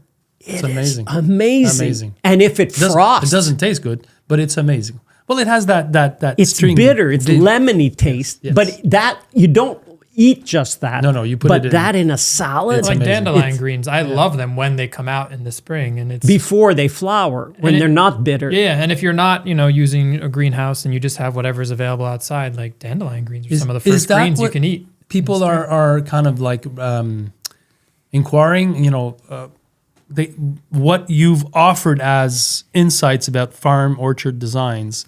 Is that what was the thing that people got the most out was like, you pick design for an orchard? Like that's something that people listening to this are like, okay, this is exactly what I'll do. When people said, wow, you've really unlocked something, the grocery store concept, I call it a concept because you can apply it to a whole lot. You could do it for annuals. Yeah. And that comes back to Mollison zoning. Yeah. If you're going to walk, like your area, you have many rows, many beds. Mm-hmm. You should always zone. Now, that's a lot of planning, but now with Heirloom, you can absolutely do that to say, look, when I walk down this aisle or this bed, what do you call the entre-rang? The pathways. The pathway. Yeah. When I walk that pathway, I'm going to get all my harvest from just these 2 beds on each side of me. Yep. Because that's so much more efficient, even though your area isn't huge. So, but have you ever measured how many steps you walk in a day? Like you walk. And the time wasted. And the time. I actually have. Yeah. This is what I used to do at FQT Farm. I would measure everyone's walk. And I'd be like, how can I shorten that? How can I optimize? But I didn't know, Stefan, that was like, I don't want to say your claim to fame. That's not the word, but like, I didn't know that concept. And that's something that you've been showing and pushing for, because it's really brilliant when you think about it. It's a great way to set up an orchard so that you're getting full price, you're getting the workload to be not so much because they're harvesting, and then you're getting also people that are happy. Well, the first year we were open when it was a monoculture and we were just transitioning organic, I already wanted to do U-Pick. Yeah. So I sent to all my friends, it's like before email, I actually mailed envelopes to people to say, hey, you want to be a member of the farm? Because we do not just U-Pick, because there's a lot of people here in Quebec do U-Pick. Yeah. But we're a membership U-Pick. Okay. So if you go to Costco. CSA U-Pick. Sort of. They just have to pay one time, and then they also pay for what they pick. They buy. Yeah. Yeah. I've been to places like that. And the whole reason is I have control over how many people. Mm-hmm. Like if you have a U-pick, I'm sure you've seen areas around here. It's U-pick weekend and everybody wants to go pick. Yeah, it's crazy. And it's just like they block the roads. There's so many It's people. overwhelming. And well, how is that for the farmer? I've talked to some said, oh, it's just the zoo. Like, Yeah. so I don't want that chaos. I have a parking for 35 cars. And on a good weekend, there'll be a rotation. So there'll be 35 and then people leave, people come. So if we get to 40 people, 40 families, because often it's more than families, that's a good weekend for us. And that's all. And I'm alone in managing all those people, but I can do it because the setup is, I don't need somebody managing parking. I don't need somebody doing this and somebody. Yeah, again, it comes back to design. Yeah, You've designed exactly. the experience to be in a way. And what I learned in those early years was people came, they picked their bushel of apples and they say, okay, what more do you have? And that was Another aha moment. oh, sort of, wow, I don't have. And you think of it, people have made the effort. Why do you go to a grocery store and not an apple store with just apples? Because you go, I want to get apples, but I want to get some grapes and I want to get vegetables and 100%. eggs and flour. Exactly. It's why the grocery store, part of a big reason why it works so well. It's convenience. So that profitability is how many items can you stack that don't compete for your time? And that's an important part. Like when you're designing it, you don't want to have, you already have busy times, spring and fall already busy, but you don't want to have something that takes, in that week is 80% of your time, and now you added another enterprise that's another 80%. No. If you're going to do that, get one that's got an earlier harvest. They need to stagger. Stagger. Because You need to stagger. And that, I looked over your heirloom and I thought you need that planning. You need to be able to plan your work so you're not, I mean, it's easy in growing vegetables to be overwhelmed. But if you come in the morning and you go, here, what do I have today? Yeah. And I got just these three things I got to get done and get to it. But people have never really understood that, but that's really the secret to our success. We're so well planned out that we're not overgrowing. We're not we have everything we need, not too much, always enough. We sell it all. Then the week just flows. So when you design your layout for your year, do you begin with the end in mind? You go, I need much at the market. For sure. And another, and I don't want to talk too much about our farm, but we were land constrained. So we had only 2 acres.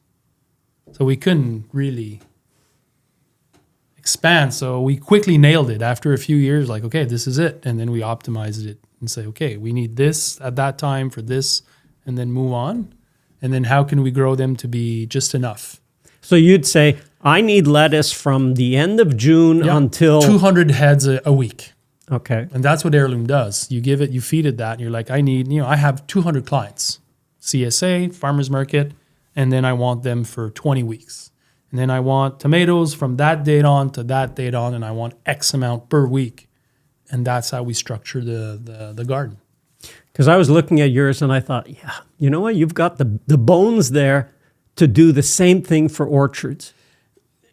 It's like, I'm just realizing, listening to you, that like teaching is a big part of orcharding because it's such a long cycle. So everything that you've discovered, like it's more fun if you get to teach it to somebody that starts with that. Because that's why we put together a whole masterclass, just like you have a masterclass. Exactly. It's my 3-day course like you did. We've done very, very similar paths. And in fact, I went to New Zealand and then you followed me after the year after with James. Yeah. And so it's that same thing. You want people to connect, And but to the masterclass was that a 2 to 3 day course. Yeah. All on digital, and it's like, look, you didn't get it, watch it again. Watch it again, yeah. Because there's so much. So much. And then, but they start with that. And then what we've seen in market gardening is somebody that at year 4 is at where I was at year 15. Yeah. Year 4. Yeah. You're making money. Exactly. Lots of money. And they've just like, it's because if you have the right design, because everyone works hard, like we get that.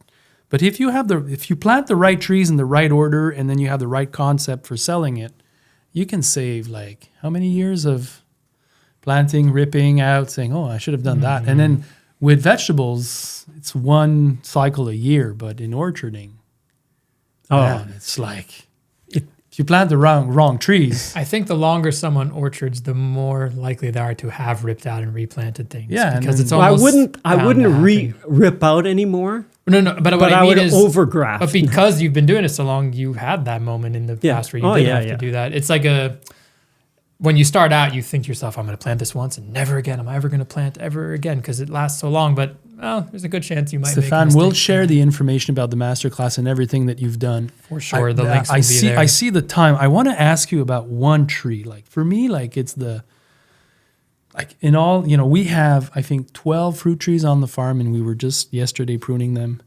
Asian pears. Incredible. Year after year after year after year. Just giving amazing fruits. No pests. No pests. No disease. The best. Like the quality of what we eat. It's amazing. Yeah. It's like, can you talk to us about them? Like we got them from you, and they're obviously not, it's nothing new under the sun, I guess. But for us, it just changed everything. Yeah. Compared to apples. But it's that nothing beats easy. It's incredible. You have to know for Asian pear is kind of the borderline here to being easy because it's far enough out of its range that, like you say, no insect. Once you get out of no insect, no disease, and it produces and it's crazy. And it's good. Like that is such a thing. The only caveat to it is in the early years, I would either paint the trunks or wrap them in burlap for the winter because in our climate, they burn from sun scald on young bark. Like they're the most susceptible. I have hundreds of different kind of fruit trees, and they are the most susceptible to sun scald before they get scaly. So when they reach like 8-9 years old, so you can lose your lose your investment. You when could you plant lose them. it. You can kill it in one of the right sun scald is the angle of the sun hitting the tree and how hot it is in the day and then how cold it is at night. And I've had every one of mine, that's why I learned it, every one of them, half the bark came off. So I had to rebuild the tree from scratch. Like it came back up from the base and then take care of it and protect it and paint it and all this. But once it's going, they're machines. Have you heard that from anybody else? Asian pears? Ken Taylor used to be. Yeah, he used to be a big proponent of Asian. For us, the only one that worked when I replanted was Ken's cultivar, which is Taylor Asian pear. Yeah, I tried a whole bunch of others, but when we planted, it was too open, and they're just that not quite as hardy. Like we're in cornland. Like you've got trees and things. We're in absolute cornland. So the wind when it comes and the cold, it's a good compared to Beauté Flamande. We've never had anything. I don't call it Beauté Flamande. I call it Laideur Flamande. And that was the cultivar that everyone was telling us. You need to plant that, and I'm talking about it, Chris, because Asian pears compared to everything else, it's like a million times better. And if you put, it's incredible. If you have 10 trees, okay, somebody who's a vegetable grower and who goes, I just put in 10 Asian pears. Ideally, you'd want to put, say, 2 or 3 cultivars. And you spend a little bit of time very early when they first bloom to thin the blooms because they overproduce like tremendously. So you thin to just give the 1 flower per cluster. That's all. You only want 1 fruit per cluster. No 2, 3, 4 pears on 1 cluster. So that pear will grow big. Wow. And I mean, the Asian markets, go look in an Asian market where people really like it. They're $3, $4 a pear. Wow. And they're wrapped in that foam mesh. Yeah, I know. And so that's how they get it so big is because they prune you have to thin them. You have to thin them so much, and then you get them big. Thin your fruit sets? No. I never thin, but I'll get 3, 4, and they'll be good enough size for me. I'm not selling. See, there again, the first time I learned that, I had a lady, and I looked and I thought, man, all the apples she picked are all the tiny apples. And then she says, well, if I get the big ones, then my kids, when they go to school, they don't eat they'll eat half. Yeah, it's too big. And they throw it out. So she said, the ones in the store are all too big. And you can't even get small apples. So she was selecting. Now I know. And I see some, I said, how many kids you have? Because I know they're picking it because they have kids and they want smaller fruit. Yeah. I mean, those are crazy things. Like, why can't you get a 1.5 or 2 inch apple in a grocery store? You can't, because the size grading eliminates those. It's completely bonkers. I'm sure you've seen, like, you can sell seconds. Bags of your seconds, let's say peppers or tomatoes. They're not perfectly shaped. Doesn't matter. They taste as good. It's the cabbages in the early spring that overwintered in the root cellar. They're all rotten. You remove a few leaves. Beautiful. Beautiful. Yeah. I mean, that's why you have to sell direct, because you can tell people these stories. And once they connect, people yearn to have a connection to a farmer, because they yearn for a connection with the land and to, farming is an amazing, amazing pastime. We need to do rapid. I'm sure everyone listening, we're at 2 hours now already. And then I think we could go on for another Easily. 2 with Stefan. We've barely scratched the surface. I hope everyone's getting the passion that we have in this room. But and so one more thing before rapid fire that I just want to say is it's really bubbling in my mind right now. This idea that I'm putting out into the world for anyone starting a farm to think of, which is the market garden, orchard, you-pick hybrid setup, where the whole design is where every side of every aisle is both veggies and fruits and nuts that are all going to be harvestable at that same with a store in the middle. What a come on! And I don't feel like I have a great example in my head of like I mean, maybe what I'm imagining is too good to be true, because I'm imagining quite substantial annual production under those trees or around those trees. Yep. I would add the variable to that kind of beautiful story was I've had rich people come to me and ask me to design, and I would like to do a design for a young family that's starting, and take into account the fact that money is an issue. For a great design for me, like an orchard and a market garden and a store, it would just be like a plan over 12 years with certain like milestone. Okay, if you get to that milestone, it unlocks that you get to the next level. And then at year 8, you build this store. But it's already mapped out. We know the store, but it's not done right now. It needs to be. And that would be the proper way, because what happens is we get obviously design's a big part of it. Yeah. But the people that have money, they're doing it all at once. And then, but you don't have the insights of, okay, 1 year to the other, you learn things. You know what I mean? Does that make sense to you? It makes total sense.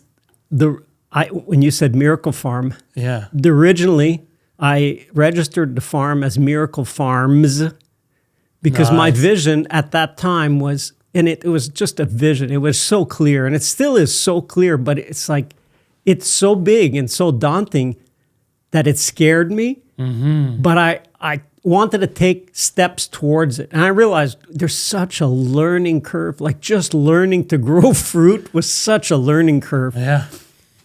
I was looking at the idea of having farms, like you're talking, be the equivalent of McDonald's for farms. Mm-hmm. So it's a standardized system. Cookie cutter. And because, the longest time, like you're saying, design, refine, and you have an 80%, which is here's the cookie, and you can play with 20%. You can adapt based on your situation and so on. But the design is laid out, and that would include, like you're saying, the fruit, yes. Vegetables, yes. Greenhouses, yes. Flowers. Animals, yes. Flowers. The store. Absolutely. And a store. And it's you pick, because kind of one of the point, there's many steps along the way that gave me an insight, but I remember going to Renault Depot, when it was Renault Depot, in the winter, and the greenhouse. And I'd see people walking around with a cart, just enjoying the greenhouse. And they sold house plants and so on. But I thought, what? People enjoy it. People enjoy a greenhouse. And so the whole thing was centered core as a greenhouse or greenhouses, but that people can Like, why just have, because for me, the season is May to end of October. Why not have January to December? Yeah. We can grow. We can have things growing and things stored, and we can have it. We can, in our climate, like everything further south just becomes your cheat codes. It's just easier. But we can do it here, which is 4 or 5 months of the year with snow on the ground. So Had a little bakery there, perhaps a little wine bar. and then the synergies where I would put in businesses that generate heat, for example. Exactly. A bakery Exactly. generates heat. Exactly. The waste heat heats Yeah. the greenhouse. I always wondered why maple syrup producers don't team up with greenhouse growers. It makes total sense. For a time, you're pumping energy. I mean, the amount of energy they're using, you could be heating greenhouses. And the more you can combine synergies, it's just permaculture thinking. It's like there's no waste. We're taking that waste, goes right into, anyway. Amazing. Rapid fire time. Oh, we love this. This is All great. right. What's a book you've read many, many times? The Soil and Health, Sir Albert Howard. All right. When was the last time you read it? I picked it up this winter. I looked at a few pages because I have a lot of it highlighted. And Yeah. Is that the one that he goes to different Countries. and then he notices how people are healthy and their Yeah. practices in China, how they Yeah. take the It's- animal. if you're talking organic and farming, I mean, it was so far ahead, but he was the one who really made me understand the pests and disease. Because he was the one, imagine being the troubleshooter for the Crown of England and to be sent, this is beyond rapid fire, but that book, that he read it, just go get, Sir Albert Howard, you can get online edition of, because it's beyond copyright, and just read that book. It's fantastic. What's advice you heard when you were really young, but you didn't appreciate until much later in life?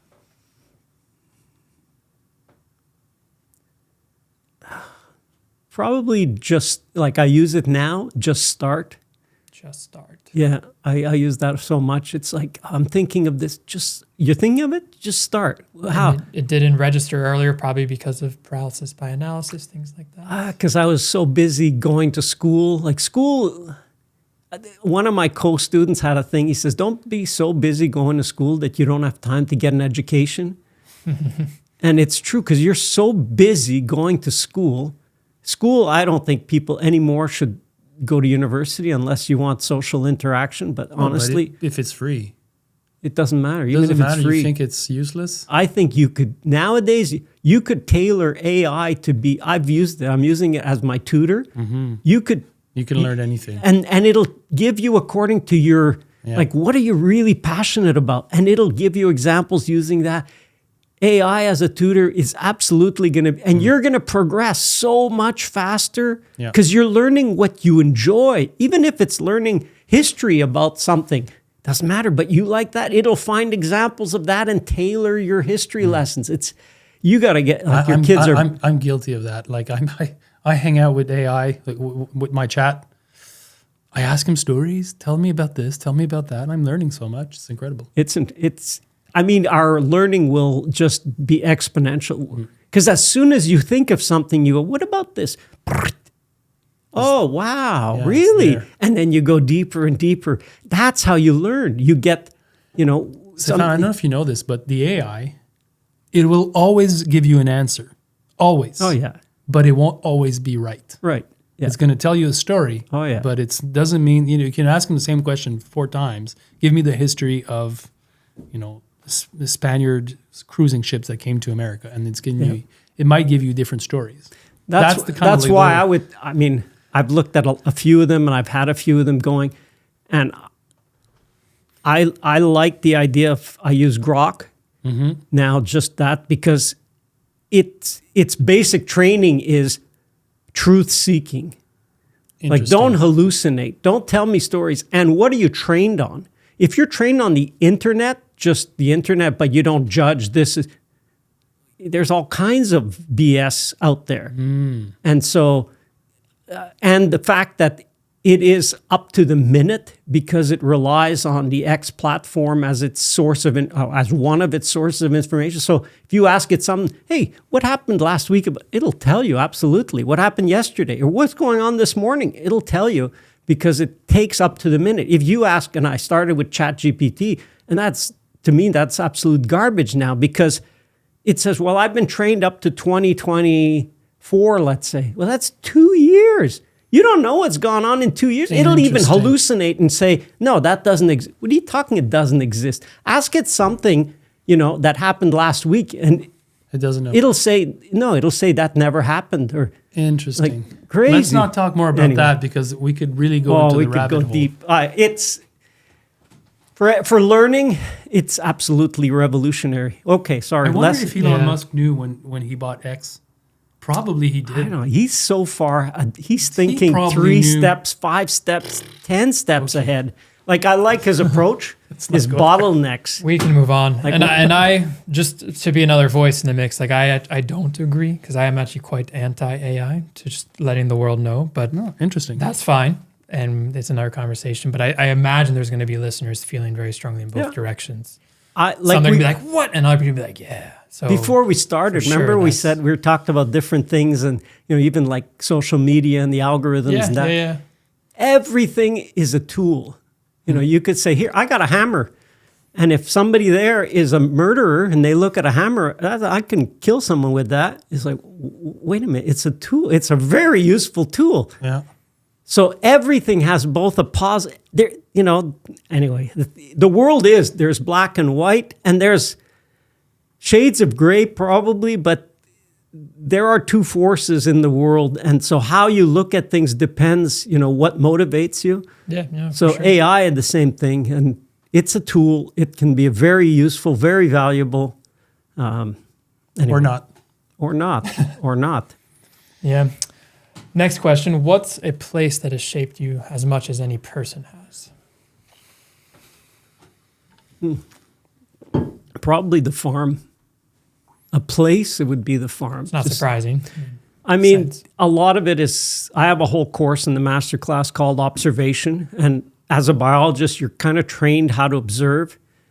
And permaculture, you learn how to observe. And I mean, we're talking about taste, we're in an urban world. I was fortunate. I grew up where, I would walk through the grass on my knees and look at what's going on. And, I'd spend hours looking into a river and just seeing all the life going on. Observing, it's funny because my wife says, boy, you're really not observant. And I think I'm really observant. But you're observant over what you like. Like anything natural world, I'm hyper observant. But anything, like if you asked me later, what did JM wear? I'm the same way. No clue. I don't even know what eye color most people have in my life. I just don't really see it. And my wife is always, how do you not notice that? I don't know. I think it's a guy-girl thing in a way. The only one I noticed is blue. I've noticed yours are blue, so I noticed one. But yours are blue too. I think blue stands out maybe in like the darker shades. They all blend into one. It depends on the eyes. Some people have brown eyes and you look at them and you're like, yeah, I mean, people have the rarity. Eyes. Like if someone has green eyes, I've seen, it's like, wow. Yeah. But anyway, I'm going to make this the final one. We could go on forever today.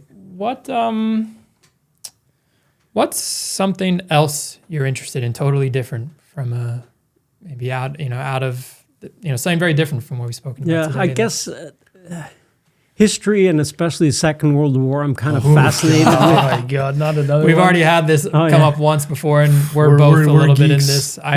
For me, it's different because I grew up hearing the stories. Like my parents went through it. They were both basically sent off as slaves to work in Germany.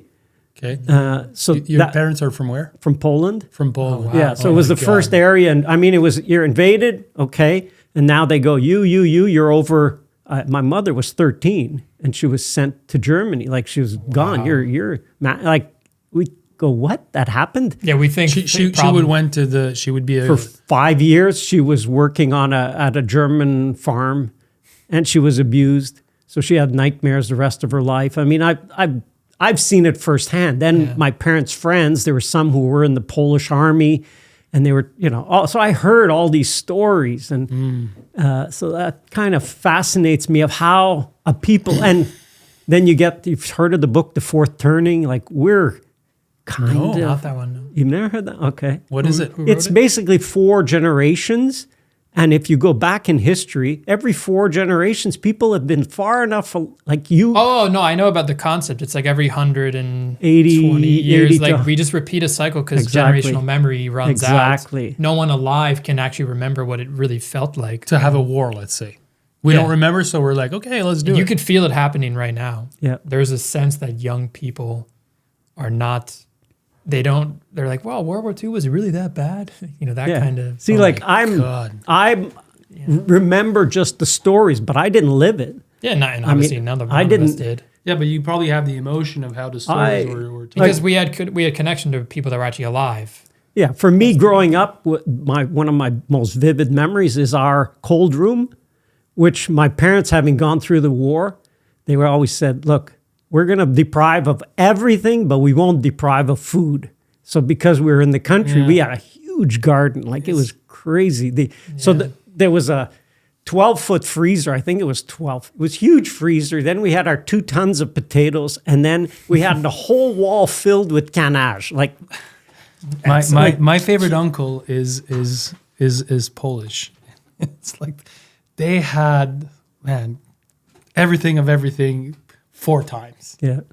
Well, that's a people who had gone through hard time. I mean, it was tough. When my father says, he ate potatoes for 4 years, that's it.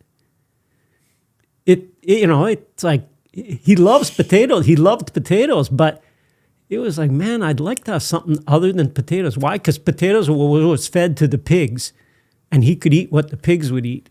So, and he would say, at least I had potatoes. Like there was lots of people that if they got potato peels, they were excited. So people went through all kinds of things, and we forget about that. Hey guys, on that note, we're going to finish the podcast. This was a great talk. Thank you for making the trip. Thank you, Chris, for being who you are. This was a great talk, everyone. I hope you guys enjoyed it. Don't forget to like and subscribe to the podcast. Share it with your friends. Send us comments. We read them. We want to know what you guys are thinking. Did you guys like this session today? And where do they find you, Stefan, online? The easiest is YouTube. Yeah, you watch it there. Permaculture Orchard, Stefan Sobkowiak. Links are in the All right. This was great, everyone. I hope you guys are well. See you next time. Hope you're enjoying the podcast. These are important conversations, and we're really excited to have them and to share them with everyone. Don't forget to subscribe to it, download the episodes, and please rate them. It makes a difference for us. We want to know what you think about these conversations. They're important. Check out the work that we do at the Market Gardener Institute. You can check out our website, themarketgardener.com. Our mission is to multiply the number of small ecological farms around the world. And we do this by offering training, online courses to new aspiring farmers, but also to seasoned growers. We're helping them take it to the next level. So you can check out the work that we do. You can follow us on social media. You can sign up to our newsletter to get a lot of freebies about gardening, farming, but also about how small-scale farming is changing the world. And that's really what we're all about, and that's really what this is all about. So again, thank you for tuning in. Super excited that you guys are on board. We are changing the world.